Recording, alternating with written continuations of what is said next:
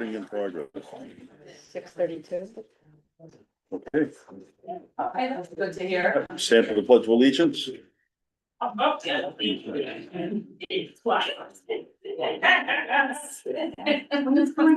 Pledge allegiance to the flag of the United States of America, to the republic for which it stands, one nation, under God, indivisible, with liberty and justice for all.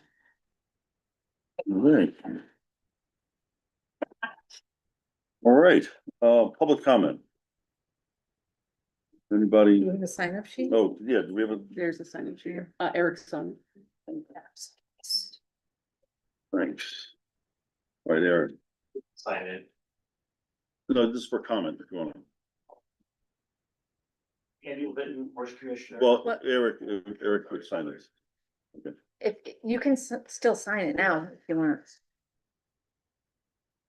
He's on the agenda, so I don't know which one to Oh, talk about. right.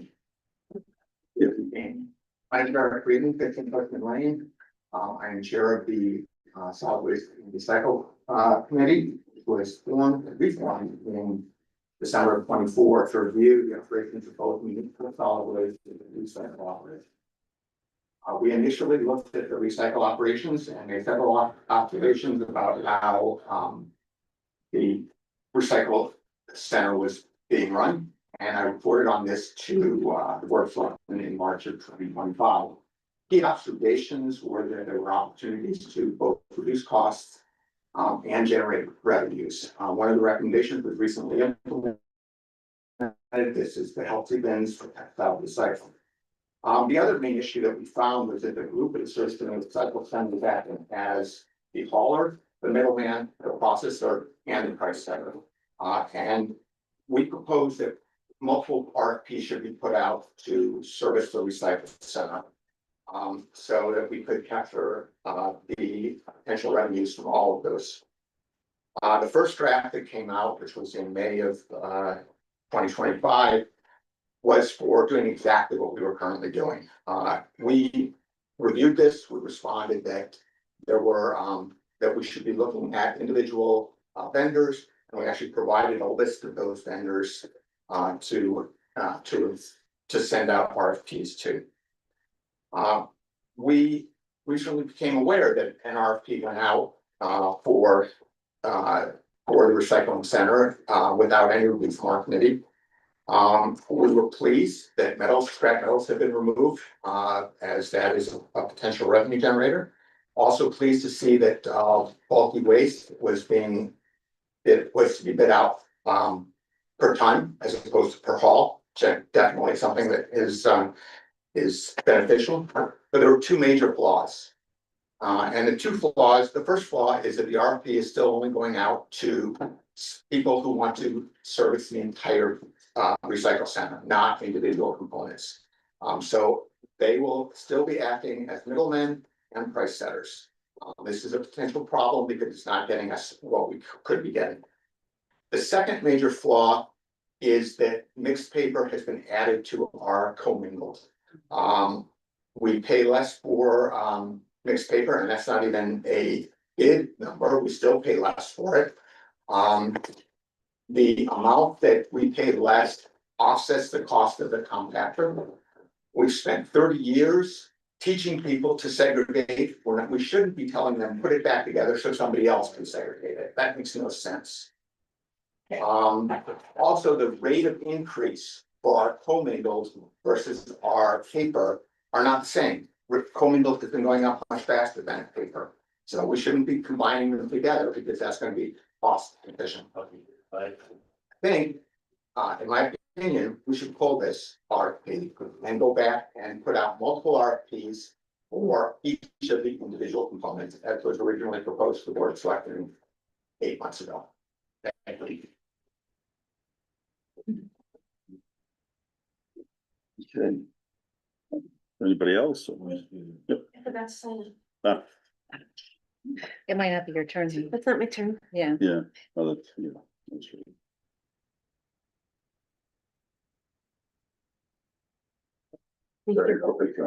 Andy? Andy Litton, Barrington Road. Horse commissioner. I guess my question is, do I talk now or do I talk on the other things spot or? When we're discussing the, Okay. okay. Okay. Hey, Carol, you're up. I would like to just reiterate, I'm also on the recycling committee and there's other people here from the recycling committee. We spent an inordinate amount of time really looking at the costs and the efficiencies and the prices and how we could possibly get more money out of recycling to actually take some in rather than put some out. And I would just ask this body to also consider not, well, I guess reviewing them, but not using any RFP, but do exactly what Eric said, so that we can resubmit RFPs, resend out RFPs, talking specifically about every single stream that we have, so that we can get real prices for every single type of recycling stream. We can always say to the companies, and I'm making this up, but just an idea of, you know, if you want to give us a bid on metal and you want to give us a bid on paper, you want to give us a bid on something else, you can do them individually, but then tell us what it would be if you put them all together. So they can come to us with them if they want to bid on more than one or have another way of doing it. But I think doing individual RFPs will get a better idea. And doing it the way it is, it's really not as cost efficient. So I would just ask that we not do that. I do have another question, with regard to the agenda. And again, I don't know whether you want it now or later, but, item number 6, talking about, no, item number 7, the town planner and waiving the bid and contract approval. I would ask this body to not consider a contract for this position. Certainly, we have had them in the past, we haven't had them in the past. We don't know that it's necessary. It's $24,000. I'm curious as to a lot of questions about why we would be doing it this way at this time. I think it's important, you know, we had an election yesterday. I think the town spoke as to perhaps just having a new fresh set of eyes, look at things. So I would just ask that perhaps a contract not be discussed at this point, but wait till the next group comes in, the next body to come in, and take a look at this and see what it is that they want to do with this.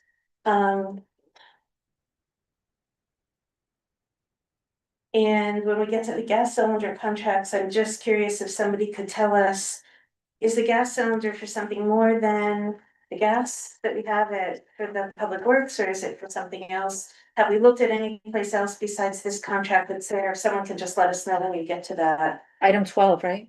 Item 12, thank you. Okay. And those are my issues at this point. Thank you so much. Who's next? Me, Oh, is it me, Jen? Yes, Amy Rushlow, 160 Miller Road. I just wanted to make a comment, or Steve, when I was looking through the packet, just so we're aware of item number 9 for the lodge safety and security updates. I was just curious with the contract, because it says that these prices were only guaranteed for 30 days, and this is dated in June 27. So I don't know if we have an updated pricing, or if we have looked to see that these are gonna be the actual prices, because it does say it's only valid for 30 days. So that's just.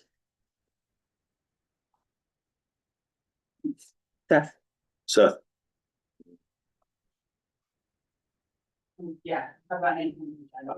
Agreement. I'm sorry. So I'm looking at, the line where it's about the bid waivers.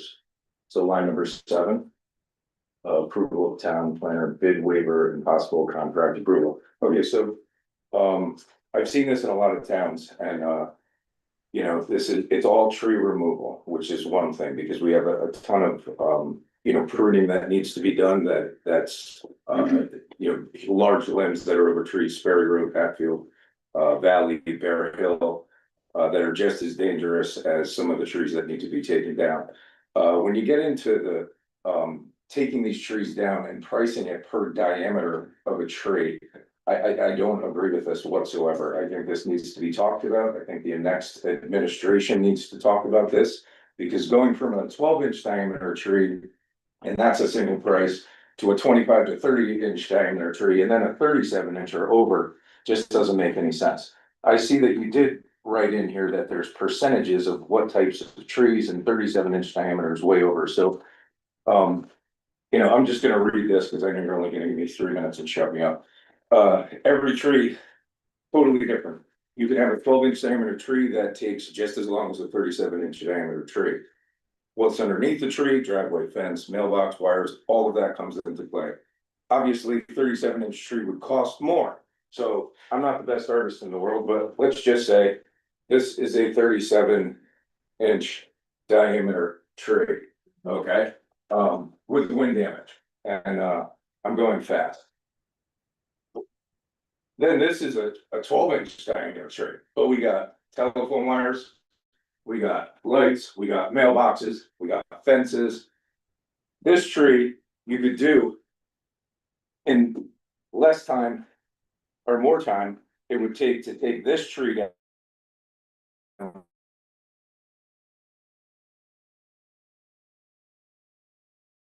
Friggin' branches over it, and you're dealing with this huge mistake. I think this needs to be the tree warden, but Carol and everybody else that comes in.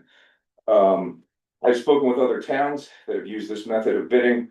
Most of them did not have a volunteer tree warden like myself. This is not saving money on a bidding process. The emergency bid is not a money-saving process. In the past, we have had emergencies where Tony and I would remedy the situation and say, okay, we have an emergency tree, which now it costs this amount of money for the emergency tree service, which is all the way down by UNH in West Haven, to come all the way out here. It's a little unclear if they're gonna charge on their driving time. I couldn't really figure that out. So we have them coming out here. Well, when Tony and I would do it together, and Don as well, we'd do that emergency tree, but then we'd say, okay, instead of wasting your whole entire day, we got this tree, and this tree that are all in the same fairly close area. Let's bang those all out, day's done. Doesn't make sense. Therefore, saving the town money by eliminating the emergency as removing or pruning hazardous trees within the same area, that makes the most sense to me. I believe the new administration will take the time to listen and see what we've accomplished over the years. And I believe they agree on what we've done, and I think we've done a wonderful job. Sal, your exact words were, let's see how the first bid works, and you know what? It's still not done, and it's November 5th. That bid is still going on. So, needs to be remedied. And I'm not talking trash about the business that's doing it, but we need to get things rolling. Don, no offense to you, but you went out, you marked a lot of the wrong trees. Some of them are still alive. I think we're We at gotta wrap it up. Yeah. You wrote down pole numbers instead of house numbers. I talked to several people, Adam Leader, Riley Brothers, Harlan Denny, Jimmy Rawson, as well as myself, who feels the same way. Local tree services that can meet and collectively come together with a town price. That could be something that doesn't have to be rushed immediately as you leave office and a new administration comes in. We're good. Okay, I just want to thank you for pointing this out You're because I think it makes sense to me, even without the good diagrams. I think it makes sense to me that, no, it's okay.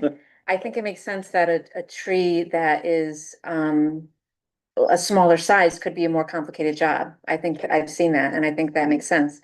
So, Okay, I Yeah. appreciate that. yeah, no, thanks for coming in and All right, talking to us. sorry, I'm just trying to be quick. Who's next? Stephanie. Stephanie? Stephanie? Stephanie? I work for Cody.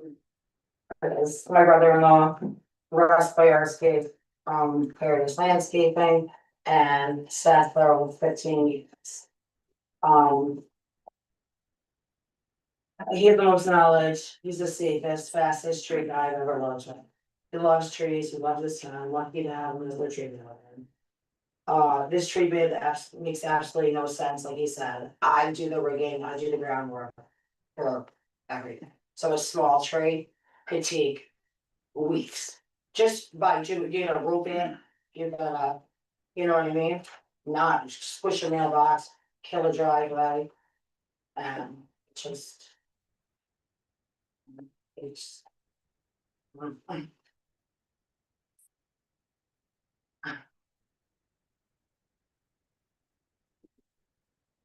Okay, Cynthia? Cynthia? Hi, Cynthia Mayvilla, 184 Miller Road, and I'm here tonight supporting, for Bethany Recycling to get multiple RFPs. I think it would be great to talk to people who are so interested and couldn't wait to give us RFPs. So I would ask to hold what you currently had on the table and consider getting multiple ones, because it's a great opportunity to not only save the town money, but to get some money back. So, I would love to see several RFPs coming out. I'm fully in support of that. Thank So, you, thank you. thank you. Okay. All right, anybody else? Okay, anybody else? Yeah, I got one quick question. Yes. Bear Hill Road. Name and address. Yeah, name and address. That be said. Name and address, please. Person. Can you just give your name and address, please, before? Thank you. Just curious because the fellow that's helping out his nephew doesn't live near here. If we're able to get a permit, it's been like 4 weeks to get a permit because they're making a handicap house for him. So do you think it will be in line to get a permit after tonight? They actually have a modular house coming from, and the home that he's in, he's gotta be out of there by the 1st of July, January.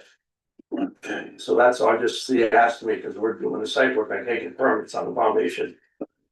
So, It's going to planning and zoning after this. Right after this meeting? We might need to bump it up because they start at 7. It's, I think, close to the top of their list. Okay, that's all, this, All right. whatever, because I know you're short. A zoning official, right, but if that should Okay. transpire, they'll get a building permit, thank you. okay, all right.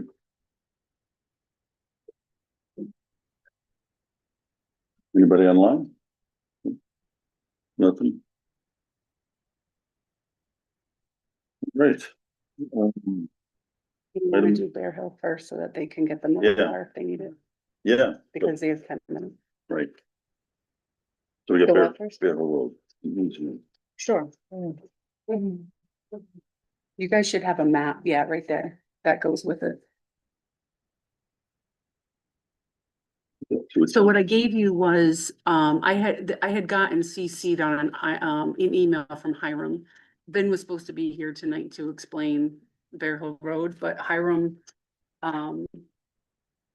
sent over something originally from Will that should clarify what they're doing here. So it sounds like they're conveying a strip of varying width 6.71 feet on one end and 5.53 on the other end. A very small strip along the road, which would provide 25 feet from the center line. And I guess it was actually proposed by the engineer because many towns require it, even though we didn't actually ask for it. Correct. But I have no objection. And it may help them. When they're laying out their property, they're not gonna end up in a problem later if the town ever widen the road. Can you just explain that again? This, So there's a whole piece of property. They're doing some land swaps here that don't have anything to do with us. So I assume they're recreating this building lot. But the engineer is showing this shaded area to be deeded to the town of Bethany okay, or quitclaimed. And it is common that Right. towns, when they have Yeah. narrow roads, they try to get a 50-foot right of way. so how wide is that? Well, on your end there, it says, I believe it says 5.53, and at this end it's 6. Oh, is that why it's darker shade? maybe? It's actually coming from a different parcel, Okay, right? Yeah. Yeah, And, yeah, but then it's you got 25 foot from here to here. So, so this is probably 20 feet from the. That's funny. I don't have any Yeah. objection. Right, It's just right away, people use it. They mow the lawn if they want, or leave trees up and whatever. Yeah, I think it's. So do you want to make a motion to approve or accept it? Yeah, and it's so they fill out a quick claim deed to the town, we just have to vote to accept it. Yeah, Yeah. it should be in the packet. Yeah, I think it is. Yeah, it is. Here it is. Yeah.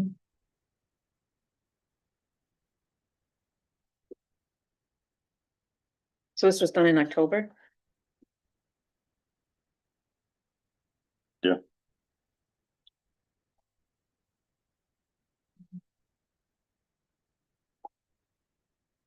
I think we should, I'll move to accept the quick claim and the easement. Second. All in favor? Aye. Aye. Chase got it this time. Oh. How long did it take? Right. That's funny. Well, cause I normally just never say it, I just, if I object, I would say, it. All right. I forget, I'll remind you. Yeah, yeah. Okay. All right, back to the minutes, I guess, approval of the minutes from October 7th. Oh, yeah, I think I had a couple. Did you have anything down? I didn't, no. Okay. Um. Let me just look at my notes real quick. A couple of minor things.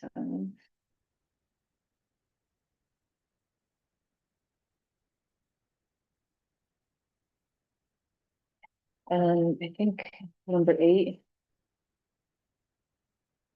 This is very minor, but number 8, if you, number 8 had, it's listed as 8A, but it was actually number 8 and then 8A dealt only with the $1,000 donation. I don't, Okay, yes. you know what I mean? Like we Yeah. had a whole conversation about what Don's talking about, and then 8A was the $1,000 donation. So it's just a formatting thing. If we could just make this paragraph is 8, and then when you start talking about the donation later on, that's 8A. Does that make sense? So when we're talking about it, just put 8 and then. Yes. Yeah, and then 8A when we start This- talking about We the, should move this exactly. to, Right. Yeah. Right, Oh, so take the heading, accept donation to the. right, move it right, down. because there were really 2 items and we Yeah. made it 8A, so we wouldn't like. Yep. Just to keep Right. it neat with the formatting of the numbers Yeah. for the agenda. And then number 17.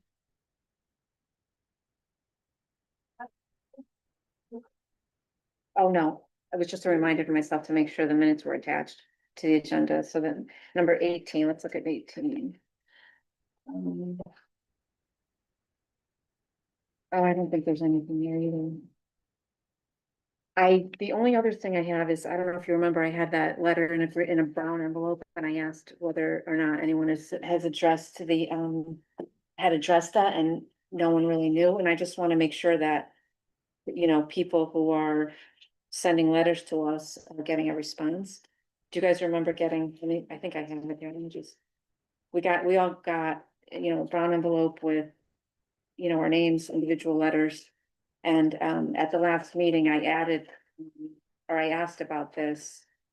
And I just wanted to make sure that this gentleman who wrote us individual letters had gotten a response. Okay, So that I didn't see it Yeah. in the minutes, and I don't know, it's possible that I didn't actually do a motion. Maybe I'll just do that today. Why don't we just do that All right. today? Okay, I just want to make sure that there's a response to the sure. person. So other than that, I don't have any other questions about the minutes. They look good. Move approval? Motion to approve. Is that your motion? Yeah, did you already motion? move? I didn't know, I didn't Okay. know, so. All in favor? Move to a motion to approve. We have a second. Second, Aye. All in favor? Aye. Aye. Okay. Okay, discuss item number 5, discussion of possible action regarding the transfer of title for the ambulance.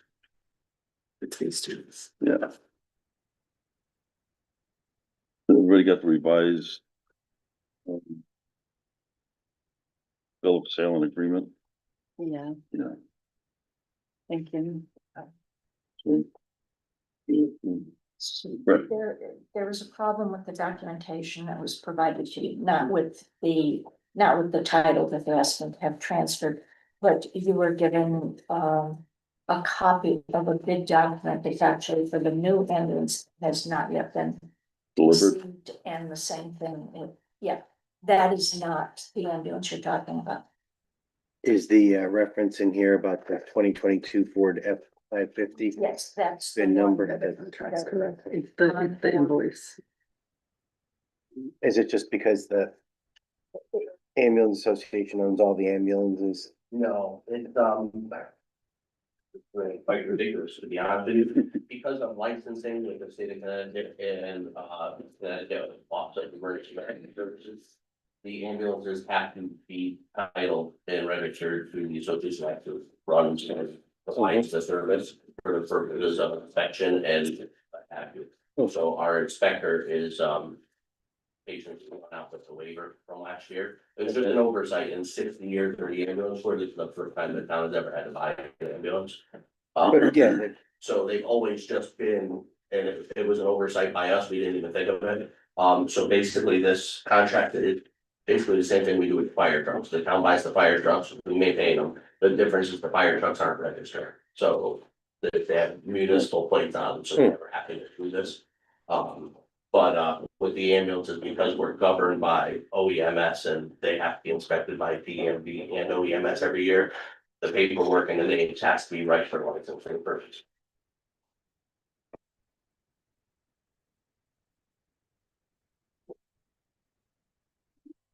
so we just have to transfer the ownership of the.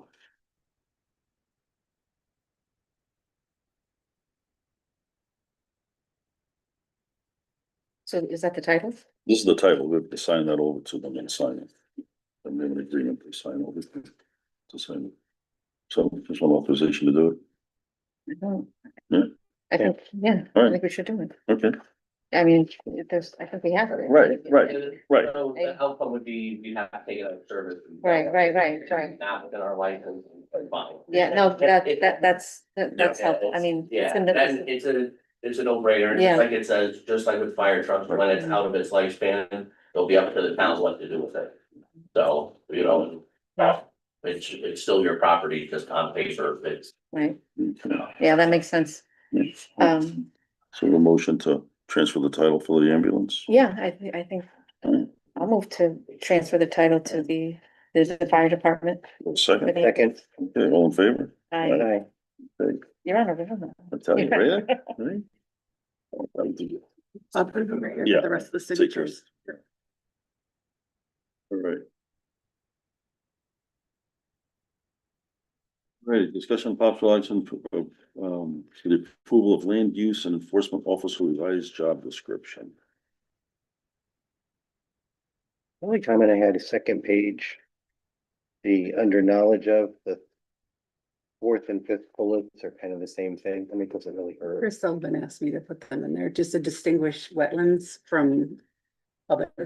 Okay, well, I mean. So guess I it just doesn't hurt, added it But in. you realize it is. It is repetitive. redundant, yeah, some of it is that she sent me, I incorporated her pieces in there. Nancy had looked at it from P and Z, she was fine with it.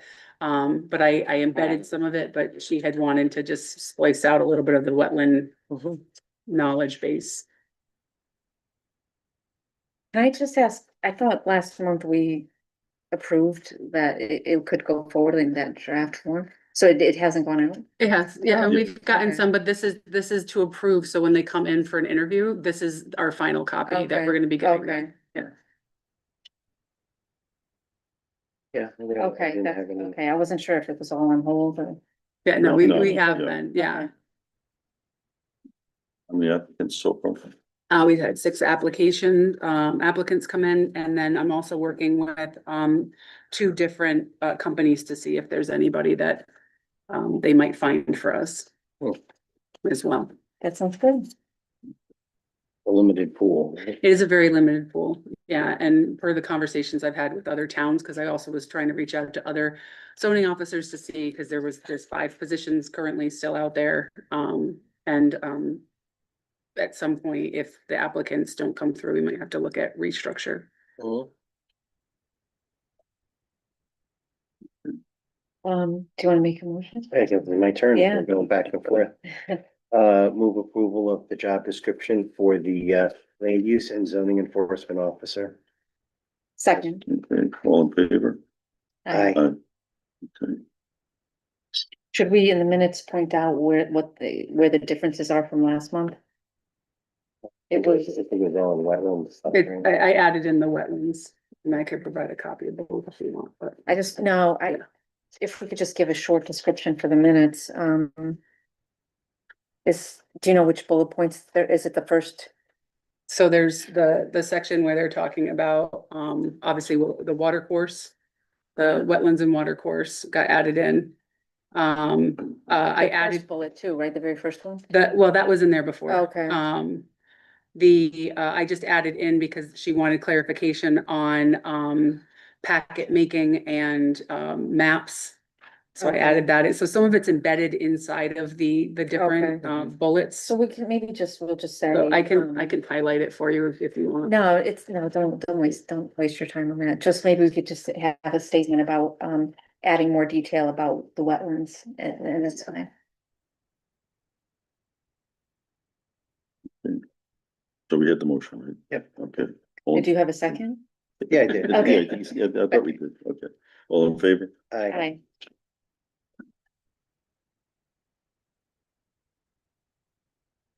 All right, number 7, discussion of possible action, approval of town planner bid waiver and possible contract approval.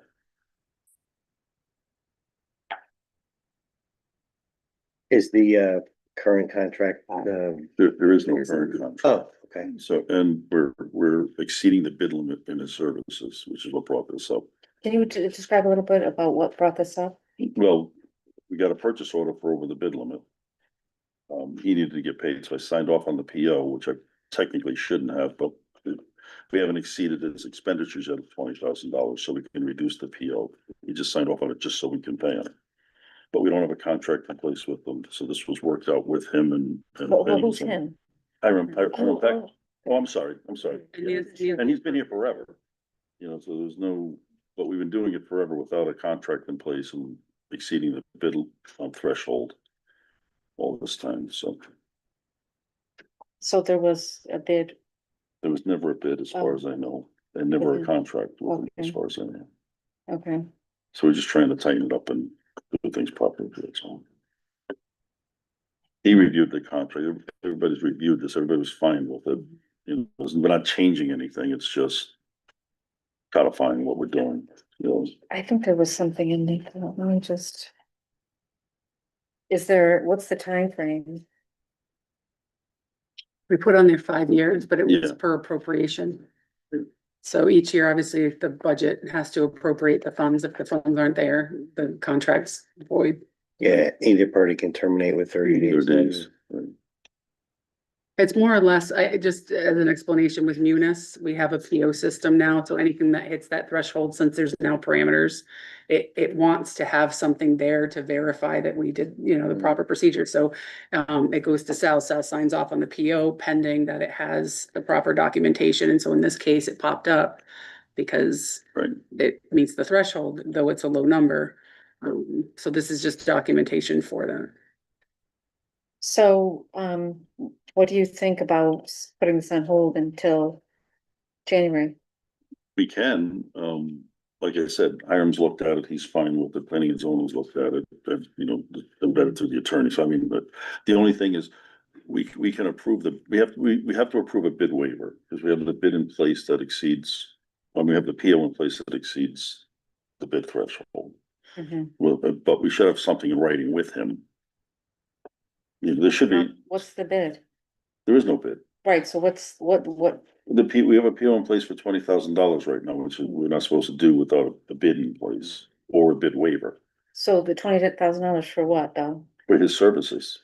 So do we owe him 20,000 right now? No, Okay, so I was just trying to figure out Right. whether or not this could wait until January. it can, Okay. you don't have to, it certainly can, but, I don't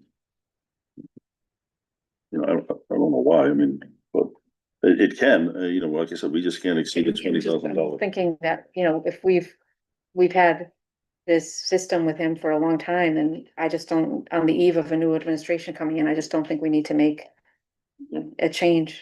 right Well, now. we're not making a change, it's, Well, it is a change, well, It is it's a change just to do things properly. But right? we're not changing any of his services, we're not changing anything with him, his payment structure, anything. You know, Okay. so it's, Something. Mhm. The dollar amount has already been approved by the town meeting. You know, as part of the budget, as part of the operating budget for the year. So it isn't as if there's a question about whether the funds would be available to pay it. right, You're just formalizing the paperwork that authorizes it. so. Right, no, I didn't think it was anything about the money. Well, here's a suggestion, let's waive the bid for this fiscal year. So the PO, Right, and then the contract, right, but then we can hold off on the 5-year agreement if the new administration wants to go a different direction. Yeah. Cause I mean, if they're gonna do Right. RFPs and stuff, they're not gonna have somebody right away anyway. Does that make everybody happy? yeah, I as think long so. as. But we wouldn't be approving the agreement, The and agreement. the 5-year agreement. I bet make everybody equally unhappy or? No, I think that works. yeah, Yeah, that works. I mean, I signed off on a PO that I shouldn't have, so I just want. We'll ratify your Right. Right, move to waive bids for the town planner compensation for the present fiscal year. Second. all in favor, Did you get that motion, Bob? It was kind of fast. Let's give her a minute to catch up. You're gonna waive the bid for the fiscal year. Current fiscal year, yeah. He's getting good at this. Dave's the best. Yes, yeah.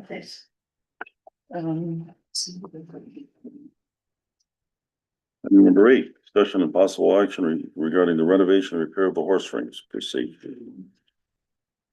All right, Andy, you're up. Well, at the last meeting, you guys shut down the North Wing because of potential safety. Right. Since that point, we've run a North rate through it and found nothing, that was too weird. But our proposal to make it usable for events, actual riding, take the existing sand out of the ring, run it through a sprayer. And then while the ring is empty, have a professional come in, level off the base that's there. And part of the problem is the base, the ring is pitched. So that the footing in there all goes to one side of it, over time. By leveling it out from the laser level and grading it properly, then putting the assumption is we'll only need about half the sand that we take out, put back into that proper depth, majority of the people who use it happy. Because in the horse world, you'll never find a footing that will make every discipline happy. But we're going with one that'll, cover most of the base. Basically the uses that are in our current region. We're hoping that we can get this started sooner than later, because we're counting on some of the town crew to do as much of the labor as possible, and this is a good time of year, it's my understanding for them to do that. Then it'll give the ring the winter, just to settle and harden. And ongoing, we would want to set a provision to do, basic maintenance, i.e. dragging the ring with the correct equipment, so we don't dig down 47 feet and bring up treasures from that. Right. And keep moving forward. Right now, suffering was also raked. It was fine. Someday we'll look at it again, but right now it's usable. And they ran an event there a week or so ago and they had no problems, so we heard no complaints.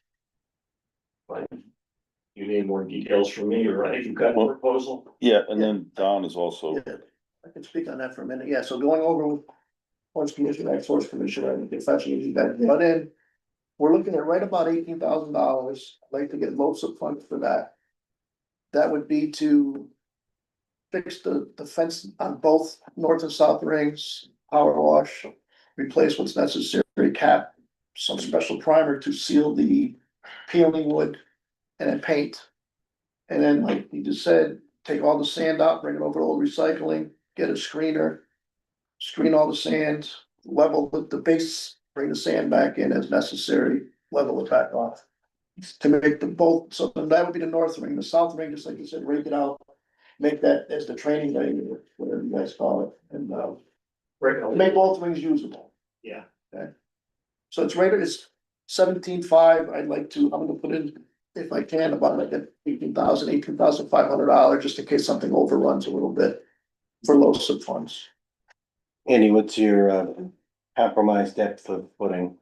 The thought is bring it to about 3 inches. Right now, it's some places 7 and other places 2. So in the middle, it's like, Yeah. there, Yeah.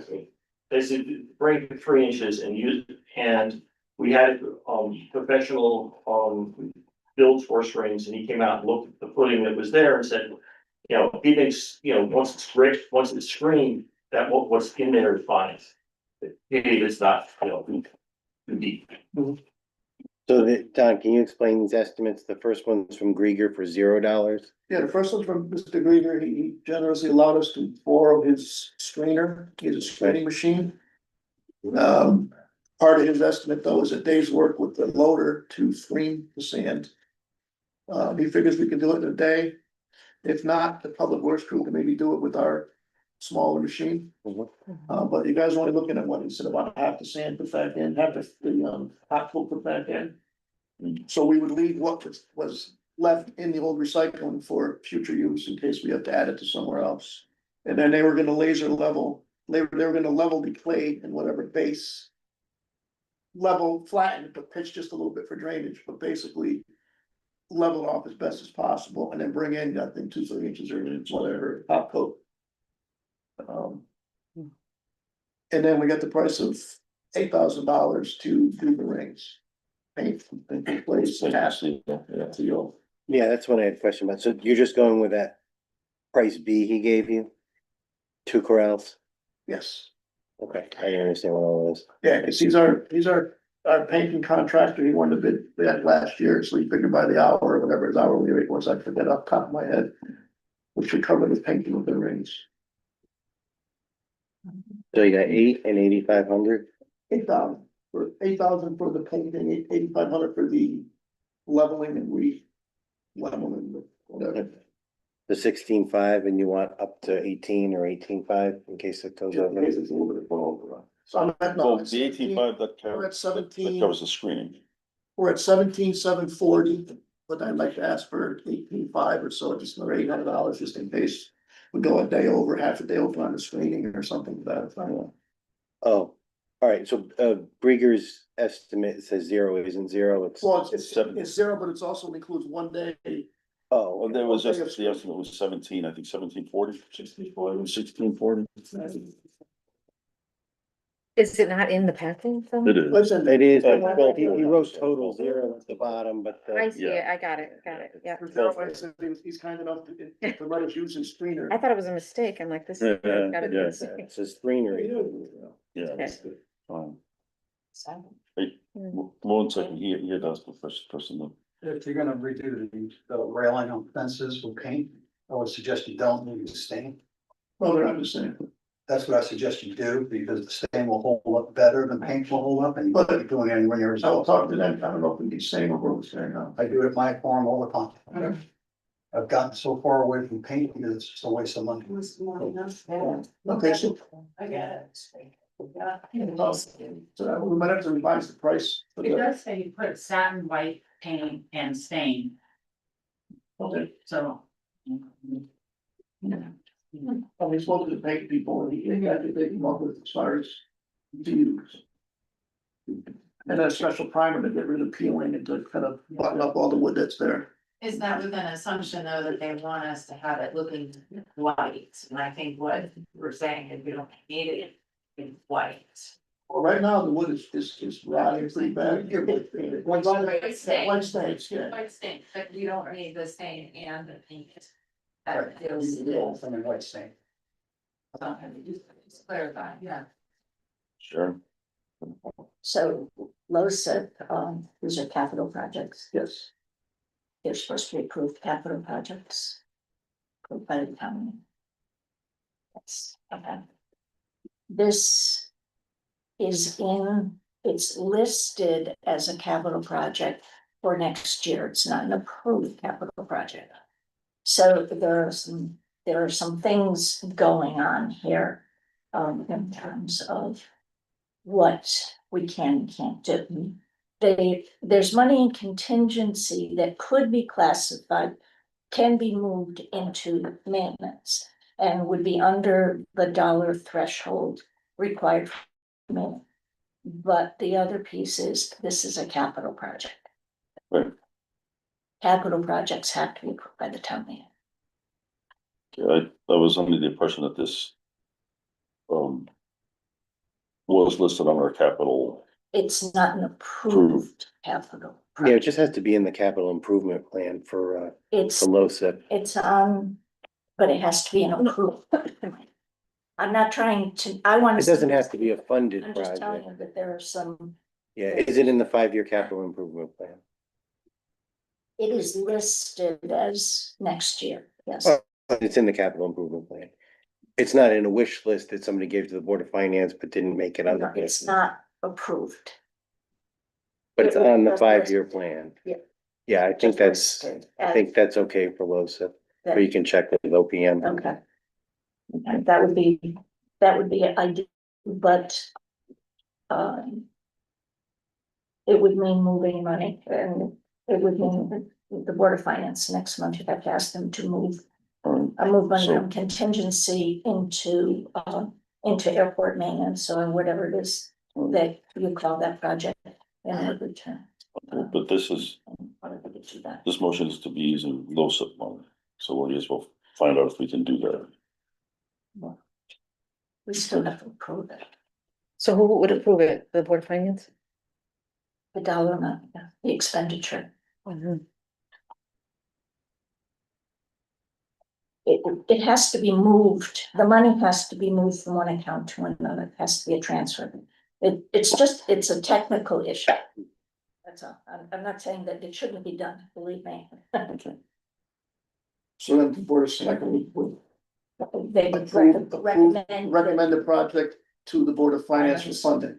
and ask us to fund it, yes. I don't know that works with you guys. That's my recommendation, for you guys to recommend to the Board of Finance for funding. All right, even if we need, even if we use LoSiP money. Okay. So. All in favor? Wait, all in favor of what? Do you want to make a motion?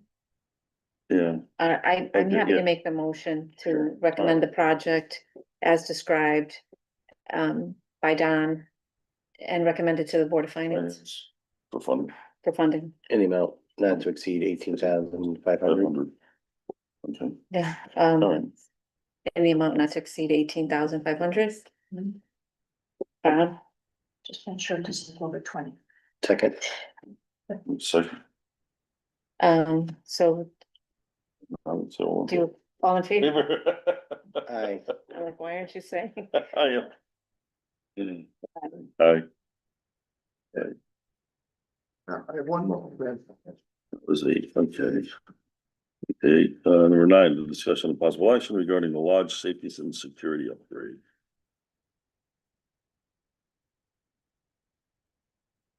Don, it's you again. Okay. Right now with the lodge, the front doors, and if you guys, I think the most of you guys use the building as a lodge, right now the front doors are very old. There's no center mullion, so we've had the alarm set up many times. By people just grabbing the door and yanking the door open. So we'd like to get a new mullion put in, new crash bars put in to make it first handicap accessible, because right now it's technically leather. And also so the door can't be popped open and the alarms go off. Also, the way it works now is anybody that rents the lodge. We have to send a custodian there Thank you. to Okay. unlock the doors, turn off the alarm system, let them set up for their work, because the lodge is rented pretty much every week. So we have to send a custodian there just to open the door and turn off the alarm. The people do their thing, setting up or whatever, the custodian has to go back. Lock the door, turn the alarm back on, and then the next day let them back in and whatever. If we don't do that and something ever happens. With the alarm off, we let them set up for a wedding and then the building is not secure, where someone breaks in and steals everything, where we got issues. So we came up with a project with a proposal with the security system and Amity Lock. To install a new security system with a fob access, like we have a town hall, like we have a center station. Where we would give the people the fob who rent the building, say Friday and Saturday, whatever. They would get a fob, they would fob in, and would unlock the door, turn the alarm off. When they leave for the evening, they would fob out, they would lock the door, turn the alarm back on. And then same thing the next day at the wedding or whatever the thing happens to be. This way the building's secure all the time. We have a record of who's in, who's out. We don't have to pay a custodian multiple trips to turn the alarm on and off. It'll also stop, like I said, we had about four or five false alarms in the last year or so. With people getting there 10 minutes before the custodian does, just yanking the door. And also the state police are there, and it's an issue. The building's pretty much not secure. If you try, give it a little yank and Jen can attest that, it opens pretty easy. As far as, I believe Amy's comment, yes, the price is still good at this point. Okay, maybe the price I do back in July, but it's 30 days is standard on it, they put on their contract, so waited 3 years, they went under the price, but the price is still good at this point. And I believe, I don't have the paperwork in front of me, we're looking at 4,500 give or take for Amity Lock and about 75 or 7,800. Oh, okay. So Amity Lock, that would be to replace the center mullion, to install the center mullion. And then to put the crash bars to make it ADA accessible properly. It is $4,149.96. And then our alarm system guy, George, from Northeast Signal, Northeast Security. His price is $7,678. And also $6.75 for fob, so I rounded it up to about $7,800. So we're looking at roughly $12,000 for the system. That would give us a brand new security system, the other one's pretty outdated. And we will be able to control it from a phone or from a computer here, unlock the door, lock the door, so you came, so you went. So again, I would like to ask for LoSiP funds for that or contingency funds for that. And then we just did a LoSiP project at the lodge, we did the landscaping and everything else, so that is on the plan to renovate interior, exterior, whatever, paint the building. So it is on the 5-year plan at this point, or on the capital improvement plan at this point. It doesn't specifically say security, but it was renovations to interior and exterior of the lodge. That were gonna be paid by this, that's provided down. Okay, so I'm asking for, what was the price, roughly $13,000 for, get you an exact figure. Oh, no, I'm sorry, there was also. I don't have my narration in front of me, but there was about $1,500 in there. Additional for the electrician, because he has to wire the wires to the key locks to the doors and everything else. So.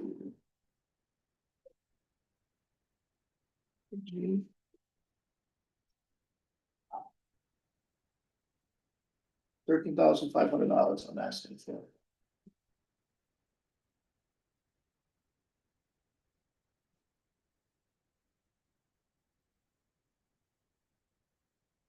That's out of the 210. No.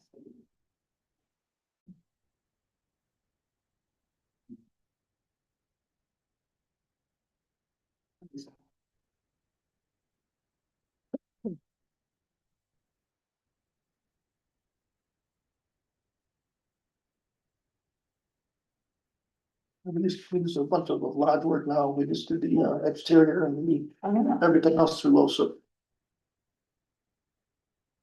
Well, I definitely think we should fix the door. It just seemed like a lot of money for a remote alarm system. I mean, the custodian's gotta go clean anyway, right? So we are short-staffed with the reservation, and right now we have one person who does all of them for all the buildings. So we like for Center Station, for the Lodge Pavilion, obviously the pavilion's seasonal.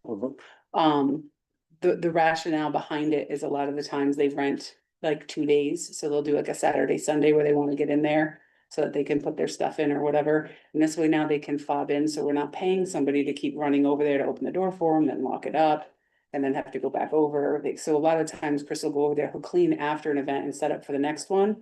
But then like, the next person comes in or, the Lions Club uses it. I don't know if they're using it as much anymore, but they were over there. There's other people that use it, and this allows for us to kind of see who's going in and out of that building. But it matches with the alarm, so that way we can set it remotely, so that way, when you fob in, it turns the alarm off, and when you fob back out, it turns the alarm back on. So it minimizes the staff. I mean, it's gonna be a really hard position if Chris ever leaves to replace that position, because it's right now, it's a back and forth kind of thing, because he lives in town.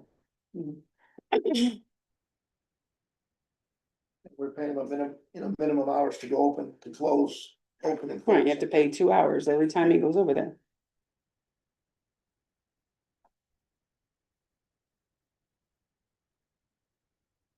Losa proposals. Yes. Yes, as well. Well, I propose to have the Board of Selectmen recommend it to the Board of Finance to fund it.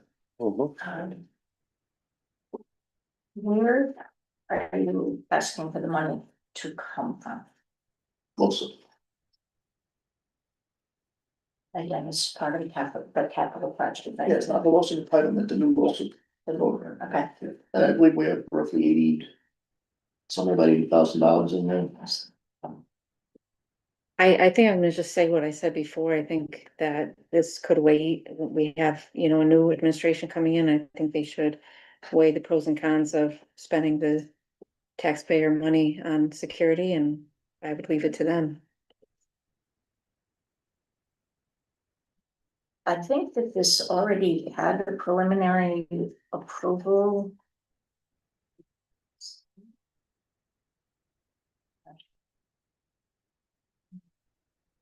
Because we discussed the whole issue of the security and having to pay for false alarms and just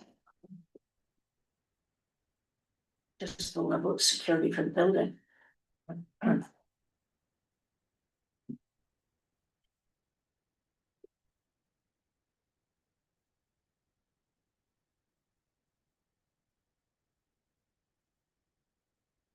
What are your thoughts? I mean, I have no problem moving forward with it, and if we want to wait, Let's move forward.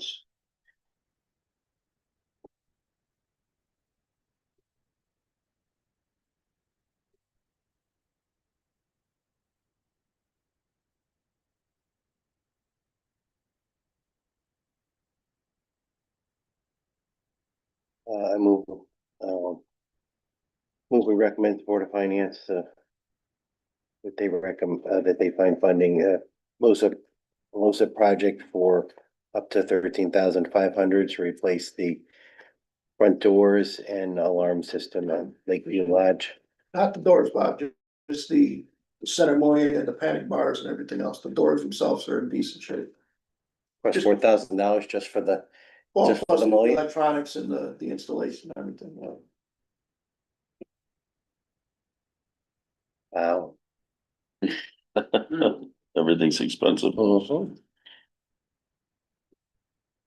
mean, if you look at it, it's $1,200 for labor and $3,000 for material, so.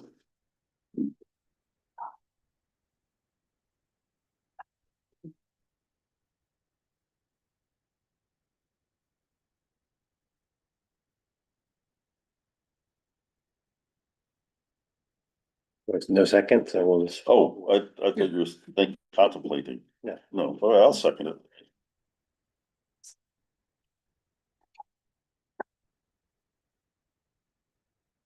All in favor? I Yeah, you can register them.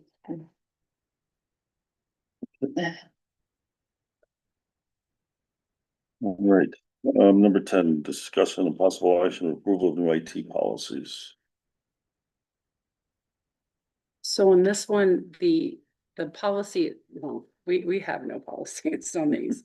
So first and foremost, this is set up so people understand, because they right now don't have anything that identifies the fact that if they use their devices at work, that it could be FOIA'd.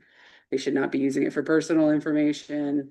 Obviously they have laptops and things and iPads, that it's not their property, it's still the town's property. And should be used as such. And then some people have also mobile devices. So this is again, more so for the approval is the mobile device agreement, because they need to sign that when they get one. And we're looking into some of our folks that are using personal devices to have a work one. So we are seeing more of this. So it's something that we should probably put into practice. But I mean, it's probably gonna get revised again, but we don't have one, so we need to get something in place.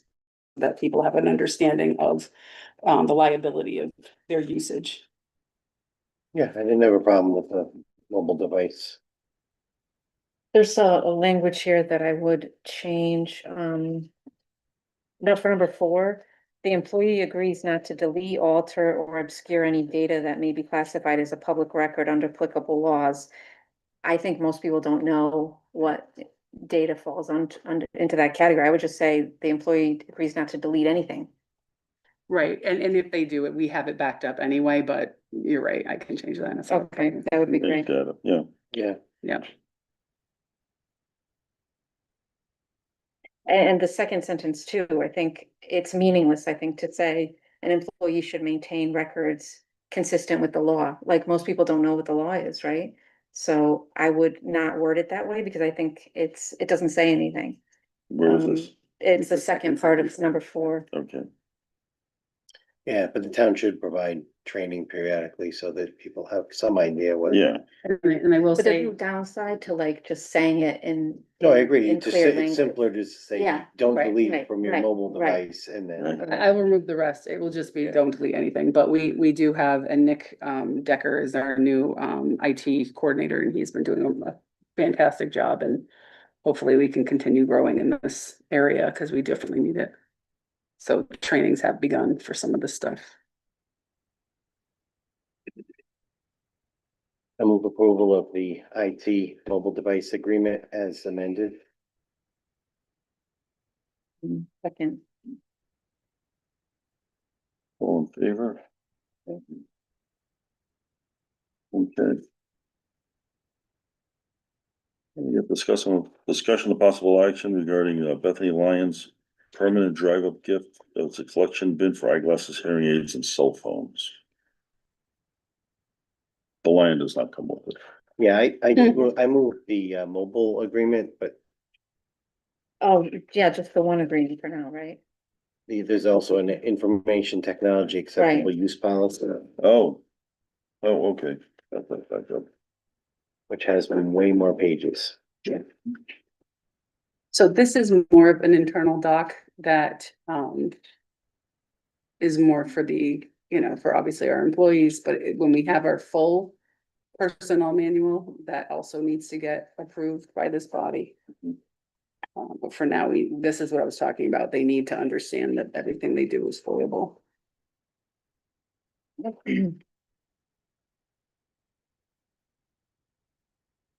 And I did have Vin look at it, that. Not really, I- no, it doesn't. He's our town attorney, so I did. I I'm guess- their town I attorney. guess- I'm there for years. I guess by just reading through it, it just seemed kind of like protective of the town, but like overbroad. Like, It needs like, to be though, because if you pigeonhole yourself in some of those situations, then you're putting yourself in more of a liable predicament.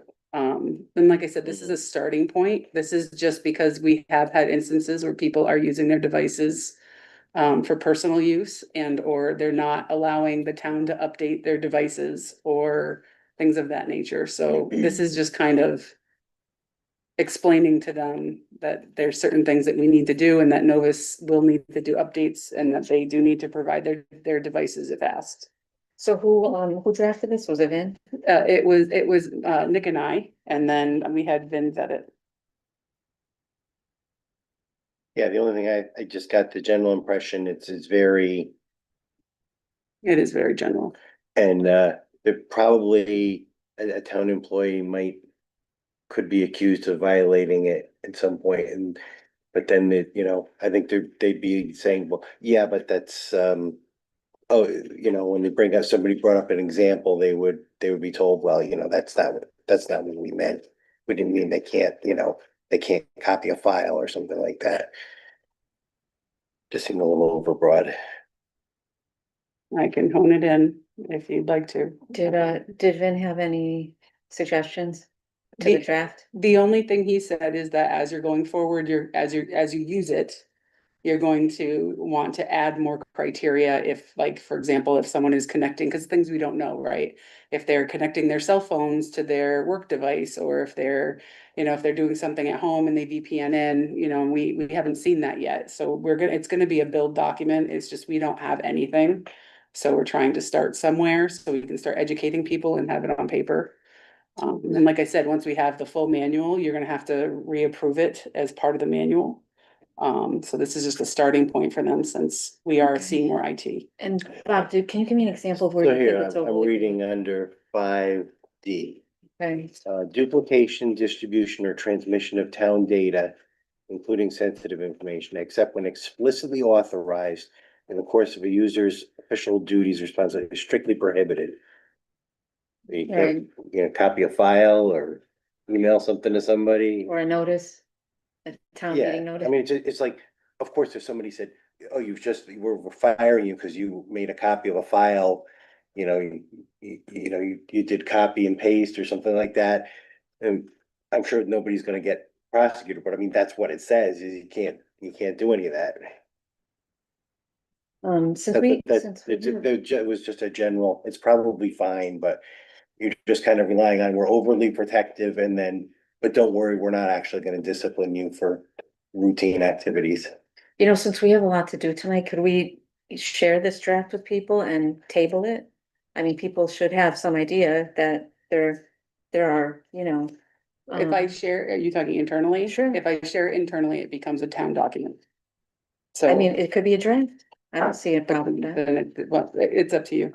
I don't see a You let problem me with the know. draft being available to people. I mean, I think, That's the only comment I would probably just go through it and see is there anything in here that you could see that, when you take it as would potentially be saying you can't do normal things. That's all. Yeah, I think we table it for tonight.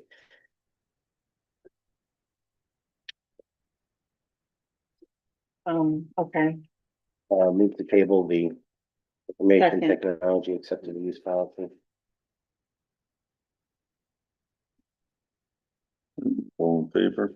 Aye. Isn't this draft already online? Or is the packet not posted? I can't remember. The packet gets posted. Okay, so it's already out there. No, it is, but it's not an official document. So if Right, it's it's a draft. Fine. it's a draft, Yeah. so, but there's nothing, like if an employee asked me for it, I would have to tell them we have no IT policy. Right, but you could share this with Right. them so people can start thinking about the fact that what the rules that are probably coming, Yes, we can have that conversation. Sure. I would like for it to be on record that it's not an official town document. If it's not. Okay, we all know that. We all know. Great, I'm glad.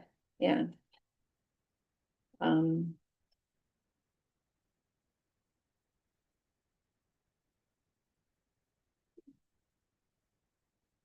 Hey, now on to the Lions Club. The gift collection bin, Oh, okay, yeah, yeah. eyeglasses, hearing aids. So whose idea was this? This actually came from, Oh, okay. I'm here representing the Lions, Oh. and the originator of the project, Super was here this evening, and so I'm here in case there are any questions, or if, you'd like a 1 minute summary of the project. I would love to hear that. Lion Sue was our district governor last year. And it's a very common practice for a district governor to give a gift for her home turf, basically. And so on behalf of our club, she purchased a steel receptacle bin, which would be used for used eyeglasses, hearing aids, and cell phones. And there are these little cardboard boxes that are scattered around town, but they're not very visible. People don't necessarily know where they are. This would be very visible. So if you saw the picture, it's a box about as tall as the mail collection box. Not very big, but it's got a really nice graphic wrap on it that nobody is gonna miss. And it will be permanently installed next to the mailbox. I don't think it requires anything special. It's steel, it's not going anywhere. It's locked. We would pick up everything in it approximately once a week. And we think it would be a really nice thing to do for the town. Mailbox out here in the driveway. And Right. what kinds of things, items would be collected? It'd be used eyeglasses, hearing aids, and cell phones. Oh, okay, that sounds great. Yeah, and what happens is we collect them, we take them to a place that refurbishes them, and then they're donated to needy people. That's great, thank you. I wonder, would the recycling center be a better location? That is something that my husband actually just brought up tonight when I was telling him about this.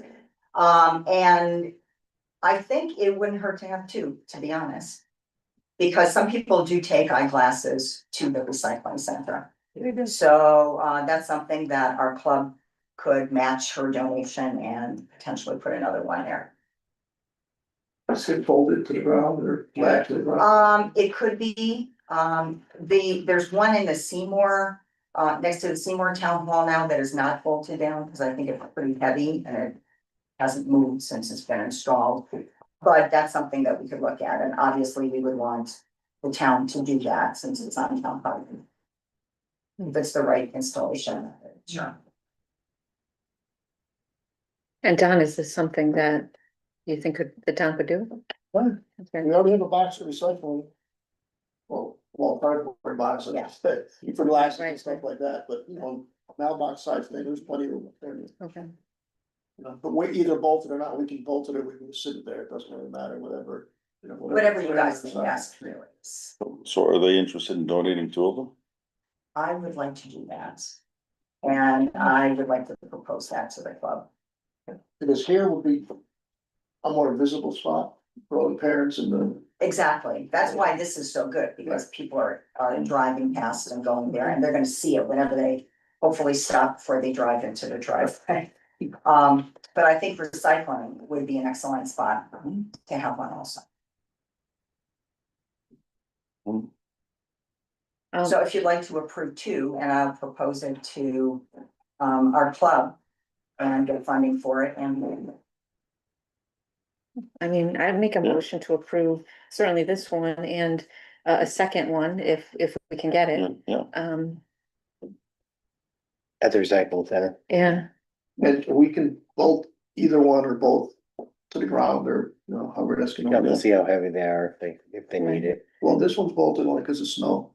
Cloud goes Uh, by. Yeah, you probably should, yeah. yeah. And recycling, we don't plow like that, recycling, we do plow, we don't go by it, whatever. right, and we put it right next to the shed there. Either way, it doesn't matter. I second your motion. Okay. that was for both of them? We'll look it over today. Two? Stop us if we're. Okay. If we can get to, Yeah, okay, good. all in favor? All right. Thank you. Yes, thank you. All right, discussing the possible action and approval of the gas cylinder contract. Yeah. Let's speak to that. Yes, that's yours. I was approached a while back, it's a state program to collect small, either like a small propane, like for stoves, outside stoves, or for settling tanks, small. The small 1 pound canister. Whatever, so it's like for, soldering torches or the yellow hot gas or the ones for the stoves. And what they would do, they would bring us a 50-gallon blue plastic barrel. And we'd have to leave outside of recycling because you can't put it inside a box, Conex box, obviously. They would supply the barrel, they would then we would just call them when it's full and get it, no cost to the town. They're also in the process of trying to come up with it, they would also want for a 20-pound gas cylinder, you know, like a gas grill tank cylinder. The only problem with that is they do not supply the barrel or the cage or whatever you wanna call it. So we're working on either finding a used one or something on eBay or building one or something to that effect. Like the cage, like at the gas station or at Walmart, they got the brand, the Volts, a dozen or 18 of them or whatever. But that's the net, this phrase would just be a 50-gallon drum with a small cylinder. I just wanna say again, I hesitate to. Agree to anything that's a 5-year term, which would not only encompass the term that's coming in, but the ones after as well. So I would propose that we hold on this until January. This is a program that's been initiated by, which is called the Cylinder Collection Initiative. It's not just for us, I mean, almost every town statewide has it. Right. It's a service that we provide to our residents as a way to get rid of things. Really no way to there's no legal way to get rid of it. But you can't own the garbage. The only legal way to get rid of them now, you have to physically knock the top off. Which I'm not doing that. Are we required to undo the craft, the stuff leaves, but then. Well, this That's only for the 20 Little pound propane tanks for camping or, Yeah. the little They tanks. screw out to the bottom of the list, Homelander, you know. So we're gonna have to undo. No, we just put them in the barrel, that's why they give us a barrel, it has to remain outside. And then they'll pick it up in the fall. Are all these 5-year contracts and all of like, and all the towns or? No, that's just, yeah, that's their standard contract that they send to us. Yeah, you- Well, it has to be a 5-year, I'll go with it. Oh, yeah, there's no cost of it. And the same with the 20-pound cylinders, if we decide to find a rack, I don't know if the large stuff guy with the one. It'd be great if they paid us for a canister. I know, right? No, we don't store it correctly. Yeah, well, it has, we either have to build a fenced in area or we have to snow and get, or we have to buy a rack, but that's like I said, that's phase 2 of the gas. And this one is just put it in the barrel when it's fully. Yeah, I think there's a 30 or 60-day cancellation if we're not happy with them. Basically, they don't do anything except for supply the plastic barrels. They pick it up. Someone comes and picks them up. They got a long contract for, I know, right? Why they did a 5-year contract for that, I have no idea, but that's. or it's all paid That's their- contract. Right? Regularly, like at a certain schedule, or do we just call? We call that when it's full. Or when it's nearly full or whatever.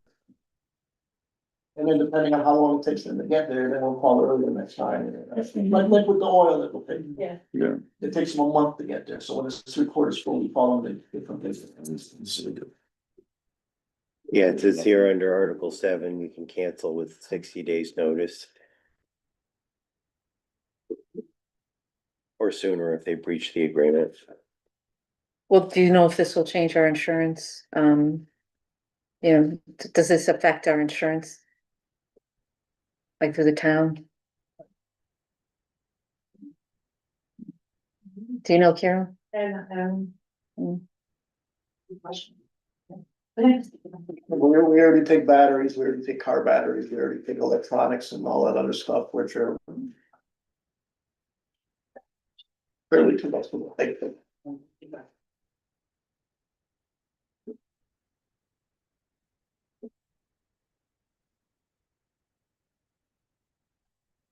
Well, like Eric said, most of the rest of the state is doing this already, so. We're not trying to start a new program. Yeah, I mean, I would just say, we should find out whether it affects our. There's something here actually on page 7 with insurance. So I don't know, I think it'd be good to get answers to those questions. Don, do they have to be 100% empty? No, they really don't gauge if it's anything. I think the whole reason for It runs out. the way the whole reason for leaving it outside is you assume it's not. Yeah. And see, right now, you can't throw them in, you can't throw them in the metal dumpster, you can't throw them in can't throw them in your trash, right? But that's what people That's- do. They're going to regular trash and then. Bridgeport takes them and burns and then. Explosions and. I mean, we've been for years without it. I can't see that waiting another month or two is gonna, you know. I'd want, if I were signing off on this, I'd wanna know whether or not it affects our insurance. Because if you look at section 12. It might, I don't know.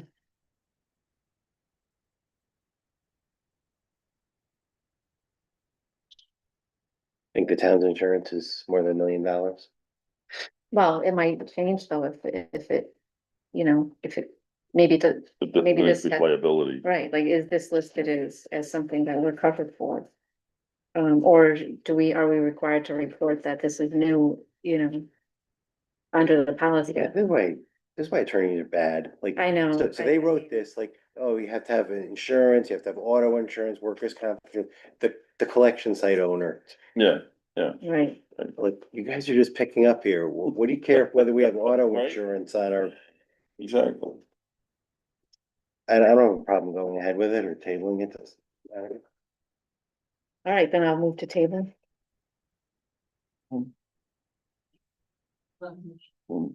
Doesn't matter to me. I mean, we can check into the insurance aspect of this to see if it's gonna increase it or not. Okay, I'll second the motion to table. Thank you. All All in in favor? favor? Aye. Okay. All right, tax refunds.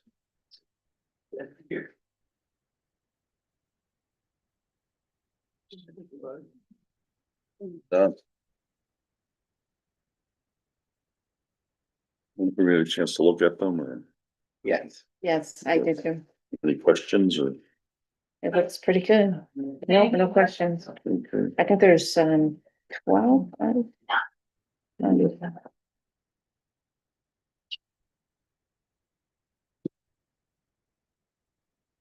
Okay, motion to approve the tax refunds. So move, and, same as last month, the list should be attached. To the minutes, right? We Second. did last time. Okay. All in favor? Aye. Okay.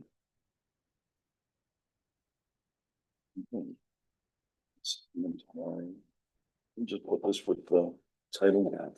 Thank you. And Brent texted me, he had to leave, but he'll come and sign this Monday. You gotta fill out the title with all. Correct, I said you'll pick it up then. Yeah.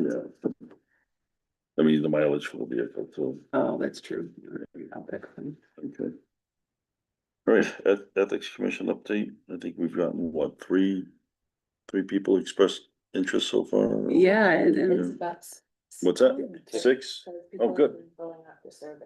Oh, awesome. the Okay, QR that's code that went out in the Yeah, good. bulletins, yeah. That's All right. really good.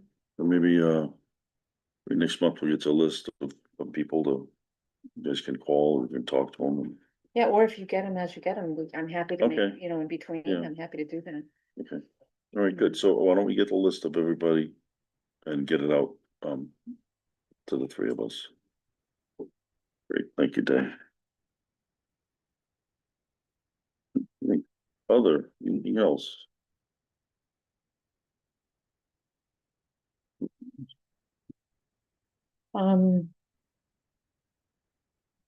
Yeah, I think there is, does anyone else have anything? No. I just wanted, do you have anything? Do you have anything?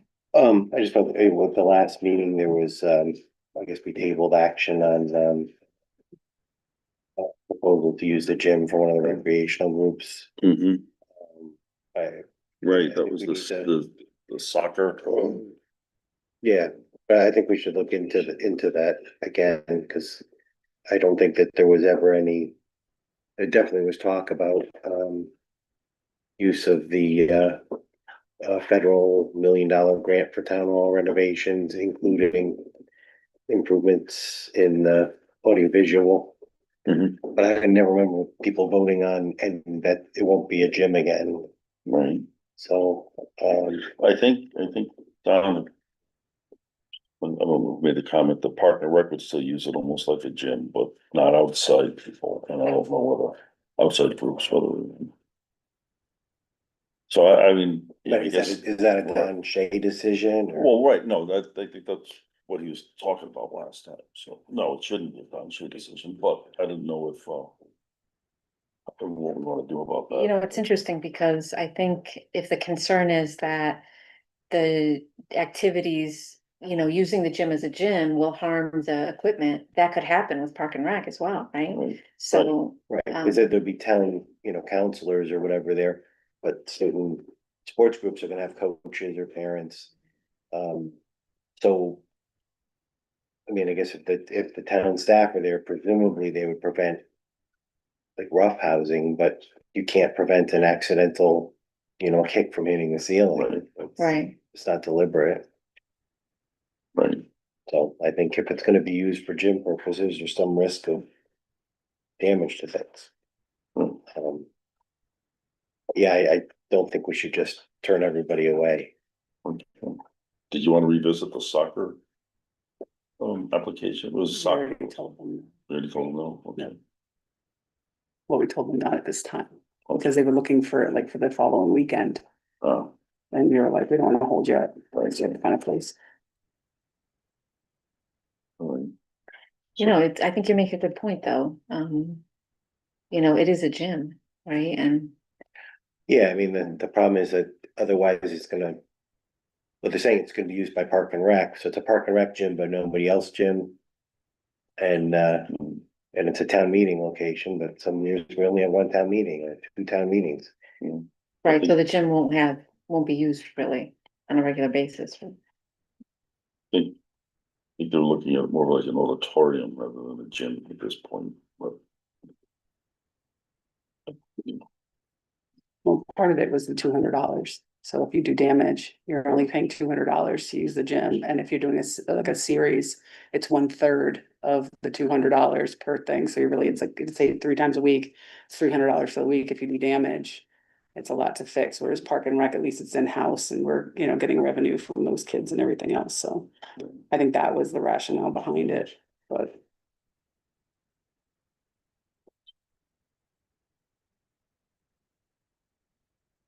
Yeah, and nothing to act on tonight, just, I think we Right, should right. continue the conversation and, Yeah. and figure out what sports are allowed. Acceptable uses, I guess, yeah. I wanted to revisit what Eric was talking about with the RFPs, so. I don't know, do you want me to officially move to put this on the agenda to talk about? Or how do you, cause I don't know if you did that, but. I do wanna move to talk about the RFPs that Eric talked about earlier. For the recycling center, like the issue of. One RFP versus multiple. Well, there was. Is well, anyone willing to second that? Yeah, add it to the agenda for Okay, discussion. thank you. We'll vote on adding an item to the Mhm. agenda. All in favor? Aye. We'll work on this recycling RFP. Yeah.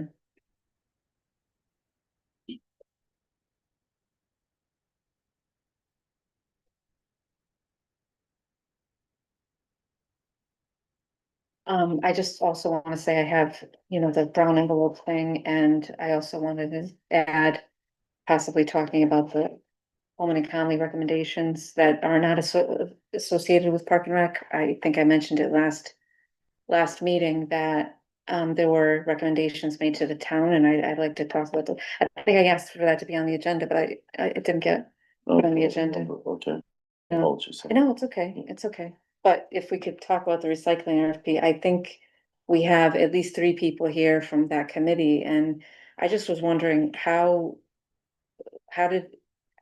It's just such a disconnect to have this group doing such great work with recycling and educating us about options, and then the town, we submit an RFP that totally.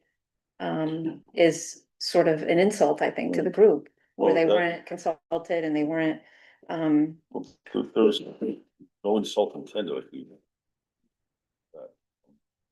There was an RFP presented. And then. Don researched it. Basically what he found was that there's no money for, at this time, and no money for cardboard, no money for paper, plastics or anything. Everybody wants to be paid to take this stuff away. And the trend is commingling. And I wish Don was gonna talk about it. The trend is commingling all the products together. So the bid that we put out, is basically structured so that it basically keeps it the way it is. Drops down the number of containers for we still keep cardboard separate, I believe. And commingles glass, the different colored glasses. And then the third option is commingling everything. You know, the tin, the paper, cardboard, and glass. Which is, my understanding is the way the recycling centers want it now. The companies that use the glass is, you know, they commingle it anyway. So right now, we have 3 different containers that separate the glass, and they just take it and dump it all together and do whatever they do with it. You know, so. But I'm hearing, and I could be wrong, this group is, I think they are saying that there are, if we do separate RFPs, there are entities that will take the separate material, and I just think that that might be something we wanna look at. And for a lesser, we found places that will do it for a lesser price than what we're currently paying. So that's the reason for asking for individual RFPs. Well, when you say in the individual RFPs, for what exactly? I don't know what the individual RFPs are, So there's cardboard. There's mixed paper. Yeah. And there's glass. Cause, you know, to your point on glass, there's 2 different places in sort of locally that will do it. One mixes it and one wants to separate it. Well, which is better for us? I don't know. I mean, we can, I know. Yeah. What we've done is we put everything into one. And if we had asked to say, okay, you can only bid, you could bid on just this piece or just this piece, that works. But then it should go out to all of these different places, or minor, all codes, places that would only bid on one piece. But we can do that. We said they're bidding on the whole thing. Right. We don't need one group to do everything. We can do, one group may just want cardboard, another to take it away, another group may take away something else at prices different than we're currently paying. We're just trying to see if there's a way to save the town money at all. Okay, sure, I appreciate that. And one of the things that Don was talking about was, you know, you can have potentially 3, 4, or 5 different vendors in there that you gotta deal with, which is a burden. It's burdensome, and there's a cost associated with that. So this way you have one contractor with a less number of containers. And they can either pay us for the recycled material or we pay them. You know, when the bid comes back, we don't have to award it. You know, we could see what the prices come in at and see if we're gonna save money. You know, so. That's sort of where we want to go. You know, we want to be careful here on what we're doing, because it may turn out that, you know, we have one group as the hauler for everything. Right. But they don't necessarily take it to. Well, the place like Berlin. They might take well, it to the cardboard. That's still an option under this bid, because the initial bid is basically keeping the containers the way they are. So the glass is still separated, the cardboard's still separated. But I think what we're doing now is the mixed paper, plastic and tin are all commingled. In the proposal, that's correct. But I think that's what are we doing now? Yeah. There is. But not, I don't think for plastic. Plastic and tin are in there. I don't know why. Right. Yeah, and that's the other thing we found out, is that there was a place that may consider taking the tin, just plain tin, and paying us and plastic separately. For some reason, we commingled them. I'm not sure why either. The other vendor. So people are paying for tin. Right now, we're paying to have it taken away. Look, we're not gonna save. Right. Get lots of money, but it's. Right, well, yeah, the thought was, you know, from talking to Don and Tony, the thought was if just by reducing the number of containers, we're gonna be and the hauling fees, because now you're hauling a lot less. You've got, you know, a third or a quarter of the number of containers that we have, so your monthly fees are gonna be a lot less.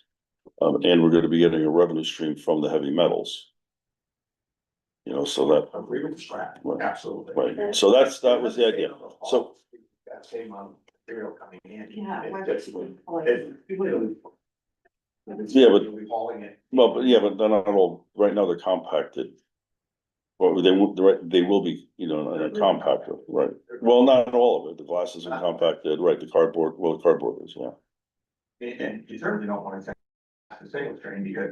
Well, that's what they're doing now. We were at the single stream recycling place. They will, sure, they will. But we've already separated it out. Why should we take it there and re-separate it?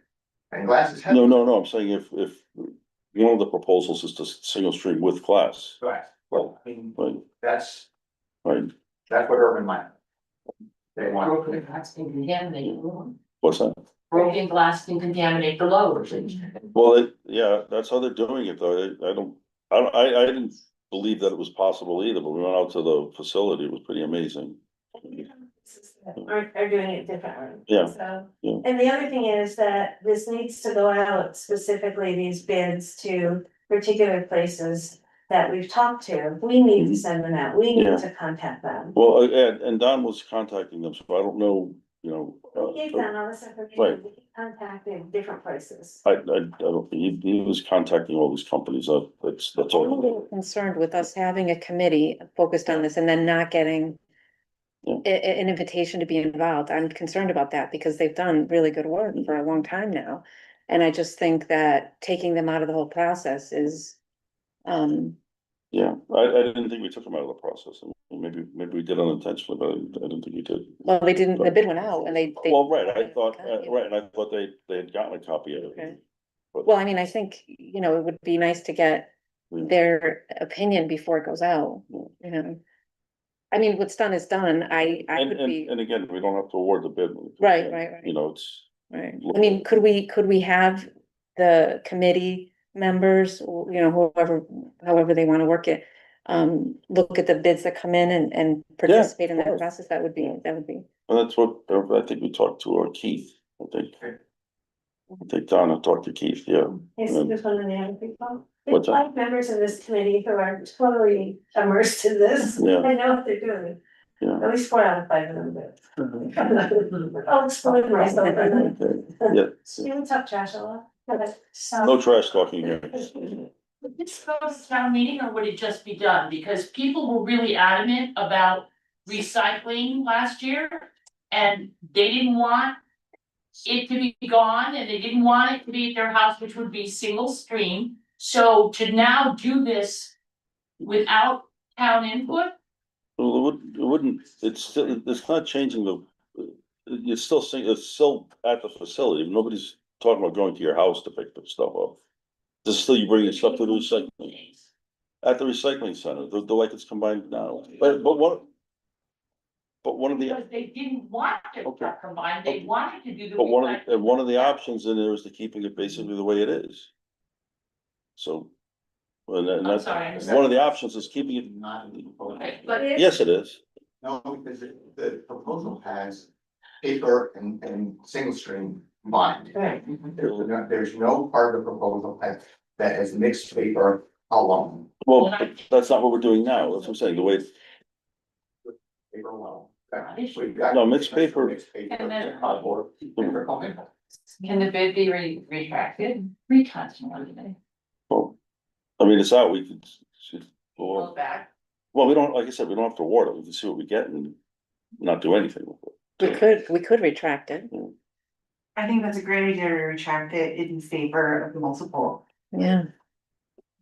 I mean, these are relationships, we don't wanna. Yeah, we don't want people making a bid that we're just gonna Right, not award because we want them to bid. We just want them to bid on the way we wanna do our own recycling. If, you know, they may come back and we may find that it's not cheaper. What we have found in talking to people, it's likely to be a little bit cheaper than what we have now.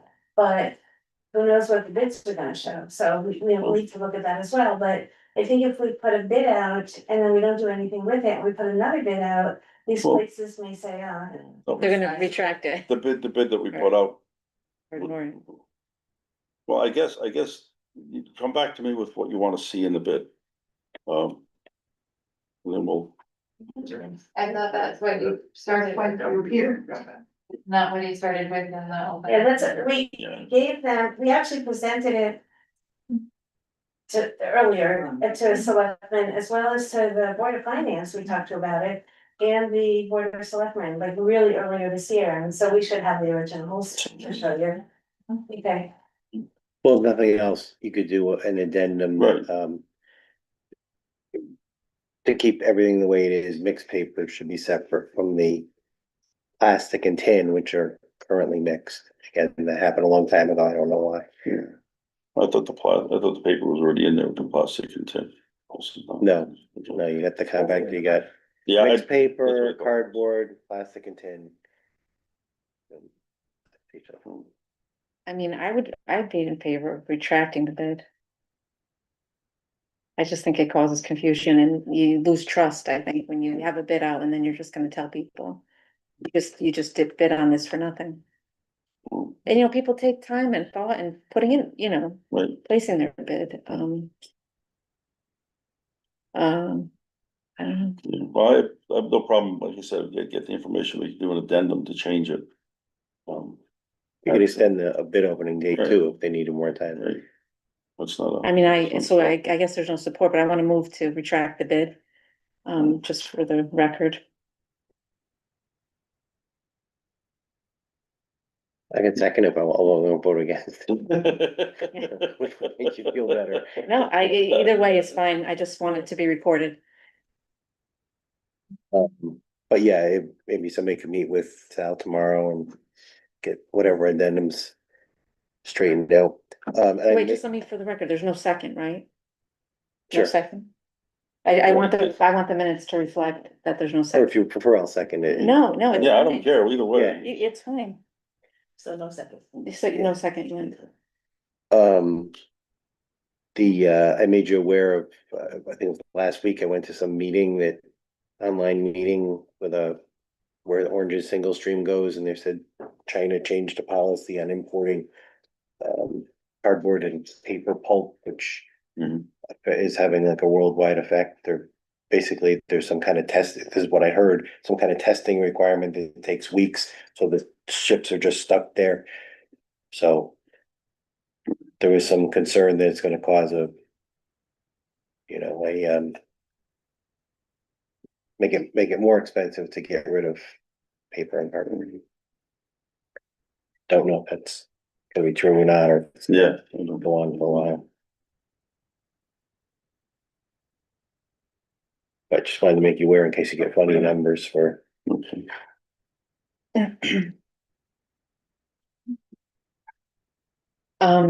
Is that, are we done with this? Then, I have, the brown envelope issue. I know I got it. Can I just Yeah, glance at yeah. it quickly? So I just want to, what is the name of the person who wrote it? Peter Cooper. I just wanna say that, actually, can I add to the agenda, the Peter Cooper letter that we all received copies of? I'd like to move to add this issue to the agenda. Yeah, it's an August 18th, 2025 letter from Peter Cooper to the Board of Selectmen. It Okay, has to do with screening of the Elm City Thank you. trailer. all in favor of adding to the agenda? Thank you. I just want to.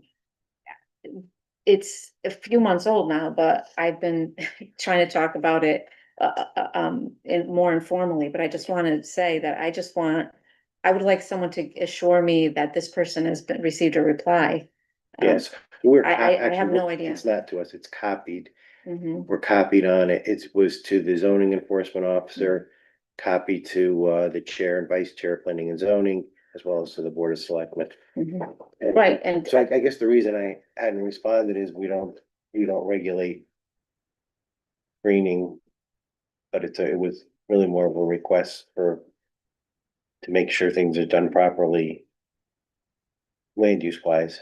I don't even really care to talk about the details of the letter. I just want to know if anyone responded. Does anyone know if, if, yeah. If it has been responded to by anyone. By anyone, yeah.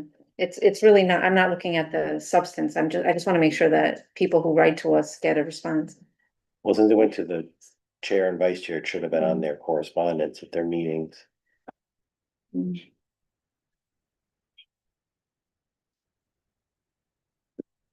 Oh, Nancy, Do you have a date? I can look up the minutes. August 18th, So it might have been September. yeah.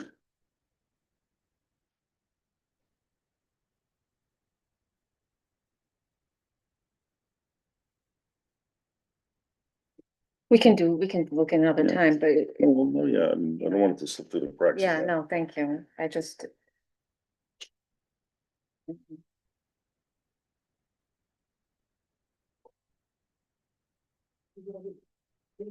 Maybe someone could send an email or something, let me know if there's any response.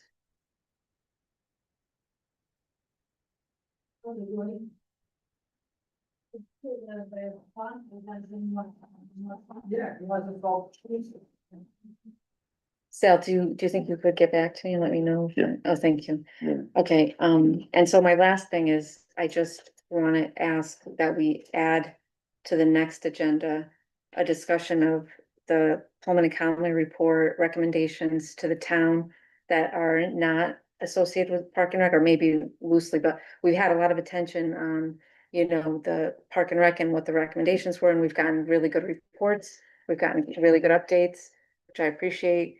But there are recommendations in the report that have to do with the town and things the town should do, and I think that we haven't talked about that at all, and I just would like to start a conversation, and I hope that the next administration will continue talking about it, because I think that the report warrants a discussion either way on, do we agree with what's being recommended or not? And I think people should know what we think about the recommendations and whether or not the town plans to take any action on the recommendations. So if we could put that on the next agenda, I think we could move on today. Okay. Thank you.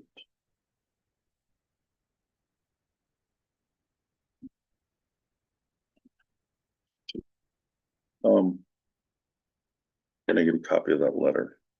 Oh, I don't sure. we do. Yeah, we'll make a copy. Sure.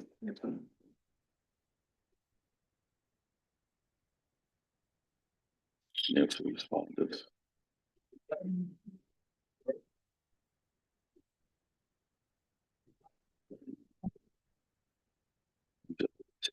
Is what? What's that? What line are we on right now? We're on other. We're on other. We're on 15, Yeah. so other, we have opportunities to maybe add to the agenda, and that's when we did. Yeah. Yeah, I don't have anything else to add, so, we could, Any other public comment? Was there an update to the ethics commission? Yes. Yeah. Thank you. thank you. Any other public comment? I'm saying, I wasn't aware that Billy Grieger was donating his screener, and I just want everybody to know how tremendous that is. That's fabulous. Very, very nice. It's a lot of money. Yeah. So. Mhm.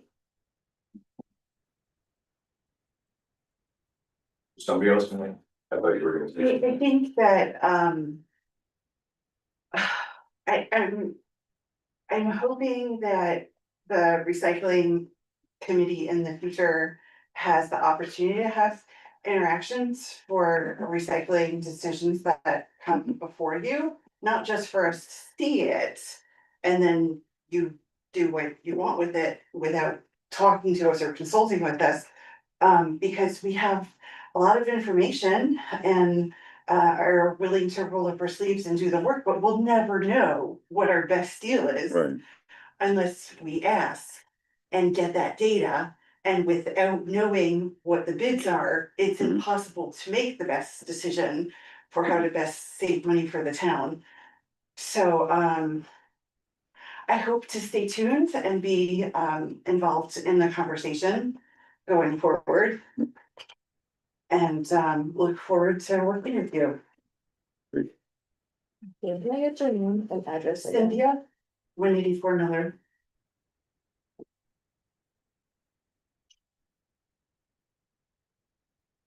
Does anyone else have public comment? Yeah. Okay. So hard to stick. Wait, should I start the timer?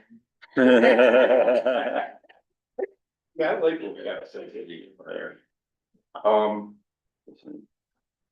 I just hope everybody sort of understands that making these decisions to put out bids to all these different companies, not just trees, I'm not looking out for myself here. And then December 2nd, that's done, and then December 6th, we have a whole new administration. And they are almost having some of their choices, well, many of their choices taken away immediately.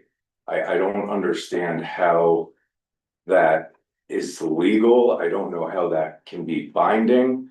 You know, between Bill Grieger, you know, donating, I mean, he's one person that, you know, he does a ton of work for this town.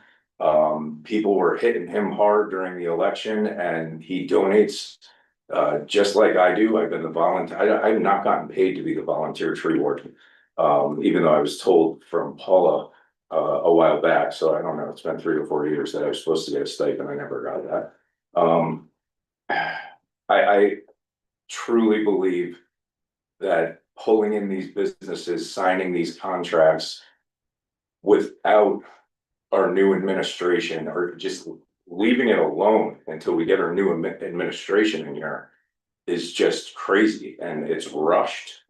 And I've read the tree budget. I'm gonna read the drainage budgets and how they're written up. And I don't really know why you're doing it like this, Sal. I don't know you that well, but I don't think it's the right thing to do. And I hope that everybody on the board can understand and look at the big picture of someone else is gonna be here for 2 years. And to put these people in power with contracts. What if something happens and we say, wow, this guy's not doing a good job? Is there gonna be something written in there that says, okay, if we have an issue with them, then you're done? Seth, can I just ask, are you talking about something that's on the agenda today or what I'm contract? are talking you- about the contracts that are being handed out as we speak, as of Monday, to different companies asking for their bid and proposals that will then go to December 2nd and then be approved or not approved. And 4 days later, we're gonna have a completely different administration here. And they had no choice of what goes on whatsoever. And then they're stuck with businesses. And on one of these pieces of paper, I mean, it's for 3 years. So you would be taking away several of their rights to have, like, be able to pick the right businesses to do work in the town, whether it's one business or several, but taking away that choice just does not seem right to me. I don't understand it. I think you're right, but you should, Would like to you be on the should. ethics Committee? Yeah. That would be- But. I think you're right. I also think that for a long time, this board has not had access to reviewing any contracts, but I think that has changed Yeah. recently. So, I think changing it and I think going over it and speaking to someone like me as the tree warden, when I get handed something saying, you know, November 17th, all these bids have to be turned in, I wouldn't even mark any trees. So what's gonna happen? Like last time I had 3 days and I was getting a call, like, when are you gonna mark the tree? When, like, I have my own job. I have my own business, I have children, and then I was like set to have all these trees marked. And then they were marked by someone else and it was done incorrectly. There were trees that were marked that were beautiful trees that should not have been taken down, but they had dead limbs in them. And because it was tree removal services, they decided, okay, let's just cut it down if it's pruning. So it was wrong and it's still wrong. And the way this is done, I've talked to several people that own companies in this town, and every single one of them, and I named them before, every single one of them said that it's ridiculous. And everybody has their own opinion, but I asked 5 different companies and every single one of them agreed with me as tree people that it's ridiculous. And there's no way we should be putting bids out by the diameter of a 12-inch tree and what that would cost. Because what if that tree doesn't even have a top? What if a 37-inch diameter tree doesn't have a top, but you give the same price for that diameter of a tree? And there's nothing upstairs, or there's branches all over the place. I know you loved my artwork. But I I did. tried to show you, like, with that, I don't think it's the best idea.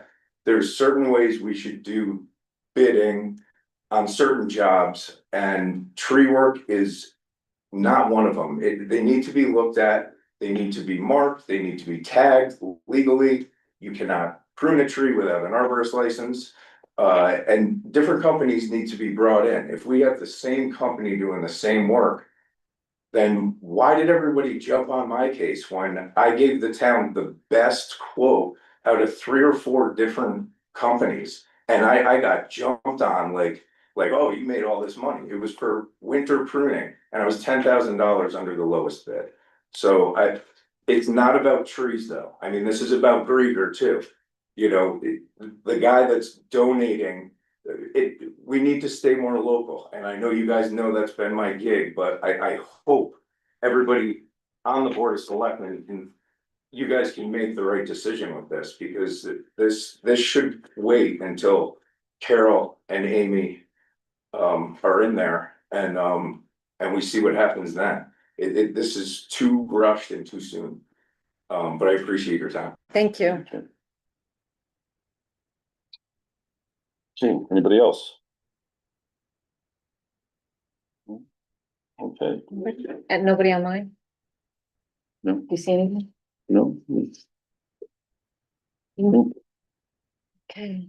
I think I'm Rachel Mender, 235 Beacon Road. I think the only thing is I do feel as though that the one bid that went out for recycling, for me, that would make sense to pull that back, get something clean. I just want to have my voice heard on that, and I made a motion and no one seconded it, so it didn't go anywhere. and I can't second it, so. Right.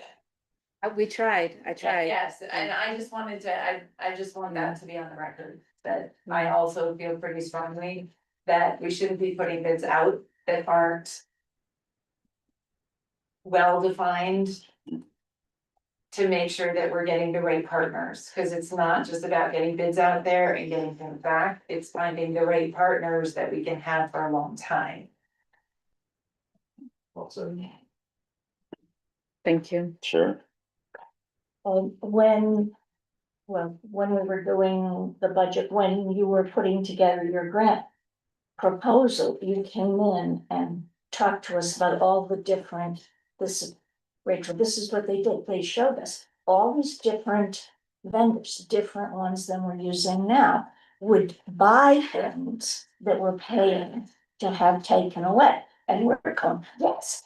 No, that's how, no, you don't remember? Okay, but that, yeah, you remember, okay, but that's, right? I mean, isn't that what we were doing? We were saying, yes, this is, we were really, at the time, extremely supportive of the multi-vendor, multiple RFPs to find out who the potential partners were. For organic removal from the waste stream. Well, it just in general, to find out what other options were that weren't the same as what we're doing now. And I was very disappointed to see that the RFPs that were being put together did not follow that model and didn't follow the recommendations and identify even the types of recyclables. Never mind, use the context that had been provided. So that's my 3 minutes and. Okay, yes. Just Amy Rushlow, 160 Mill Road. If we all remember Trashgate, that was also something that came up, is that we did bids and then, or asked these RFPs and they weren't accurate, and then we were talking about changing, and people weren't then going to bid again on the new one because they felt disrespected, they felt there was no value in it, and then we were kind of left with only one vendor that was willing to rebid, and we lost other bids that could have maybe been cheaper for the town and saved us money. So I think being accurate with what we're putting out there so that we don't burn bridges, we don't get into a corner where we only have one option, is not a good place to be. Well, I didn't realize it was in regards to recycling. I thought it was like a general, and I'm going, no, I don't remember any of that. Yeah, no, Yes, I do. I'm not losing it. and never mind the fact that even talking about single stream is like. So could you just sort of outline for us so that we all understand what happens next steps in the process? You are putting out one RFP for one vendor to service all, correct? Or it's out. It's out. And once you receive that, which you have not yet, correct? Right. There have been no bids. that What's the have been received deadline? yet? Do you know the deadline? 17. Okay. So then what happens if you receive a bid Well, the bids would get reviewed by the Board of Selectmen? before we even get, well, no, the bids would be reviewed by, Public Works and Recycling, I'm assuming.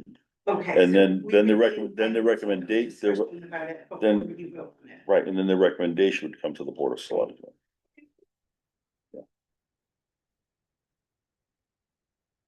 And if there are no acceptable bids, then we don't Right, accept it. right, the vote, right. Can I chime in really quick? Yeah. So when you say it'll be reviewed by Public Works, is that all of it, or are we just talking about? We're talking about recycling. Okay, so you don't think it's important for Public Works to be involved in, road work and? She just asked about recycling bid. Yeah. Well, I mean, I think that needs to be discussed as well, because. Well, all the bids get, the recommendation would come to the Board of Selectmen, Yeah. right, for all the There's nothing bids. on there about like having police in the road or anything. So, I'm just confused. I'm not sure what you're talking about.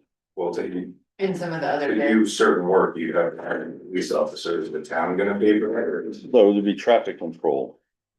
And depending on the bid, I'm not sure which bid you're talking about, but bids, if it requires traffic control, then the vendor would have to provide traffic control. So the vendor will have to. Yeah. But not Public Works. Right. Okay. Right. All right, so I guess we move to executive session to discuss the Tori, did you have a question? public. Say Tori? Oh, Oh, I'm sorry. can you say your name and address, please? I'm Tori, I'm a senior MD 98 Frontier. Oh, Tori? Yeah, How do you spell that? yeah, Okay. Tori. My family name is Tori, Tory. That's my mask name. So he said Tori, I was like, Tori. So just talk about representation very briefly. We obviously just had an election. Our turnout was at 59%, which was up from municipal elections in 2023. I think that's an accomplishment. I want to congratulate all three candidates in the room right now. I think you all ran a great race. And congratulations especially to Carol. I'm excited to see you in office, see what you'll do. I also want to talk about young people, which is not a particular surprise. I'm the youngest person in the room by a couple of decades.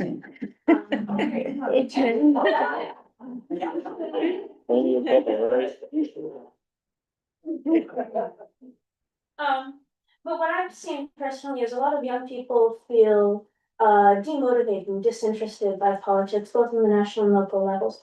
Now, what I have seen is a lot of the measures that your administration has taken, a lot of the programs that we do have been beneficial. We've had the candidates night that was well attended. I'm having a critical issues class. We really appreciated that. That was a great time. Candidates, of course, came to speak to the press. That was valuable, but this is a small portion, and I feel like the general understanding among our generation that our needs are not being addressed. And it's for that reason that I would support adding a non-voting member to the Board of Selectmen from the high school, which I believe is a proposal that Carol has, although I might be making that up.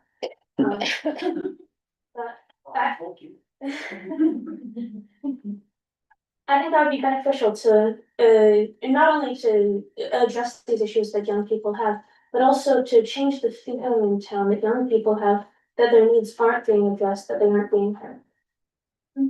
Thank you. Thank you. Thank you for your comment. I think it's very interesting. And I think it's really smart of you to start at the top.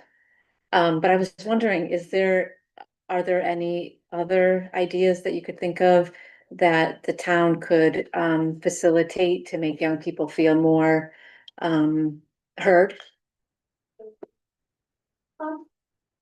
Well, I think it does start at the top. I think it starts with hearing them, right? Like, I think it starts with addressing their policy proposals. That's recreational space. That's a strong educational system. That's all these things that are political issues that matter to young people. But beyond that, I think it's political engagement with the generation. So you can see that with outreach, with campaigns, you can see that with the people's legislation that in another member to the board of selectmen. Which I think would be really valuable. I think would mean the world to many people, well, not the world, I don't want to be melodramatic. But I think it would be important to many people to see us represented in town government. It's like those sorts of things would be beneficial. Thank you. It's interesting. It's an interesting idea. I appreciate you coming out tonight. Were you able to vote? I know. Okay, next time, right? And I won't forget your name. But I hope you have a great senior year. And I hope you stay involved. All right, there's nothing else. We're gonna move to executive session to discuss the Pullman Comley bill. So Second. All right, all in favor? Okay.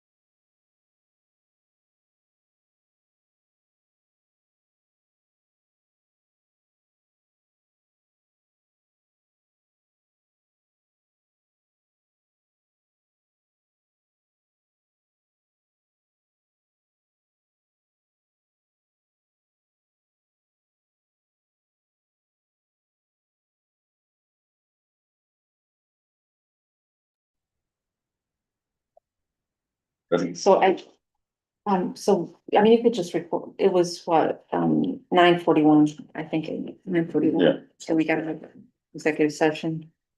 I think, we're on the record now? Oh, yeah, okay. Okay. So Bob, do we have a motion? We have a motion. Okay, Ready, Nick?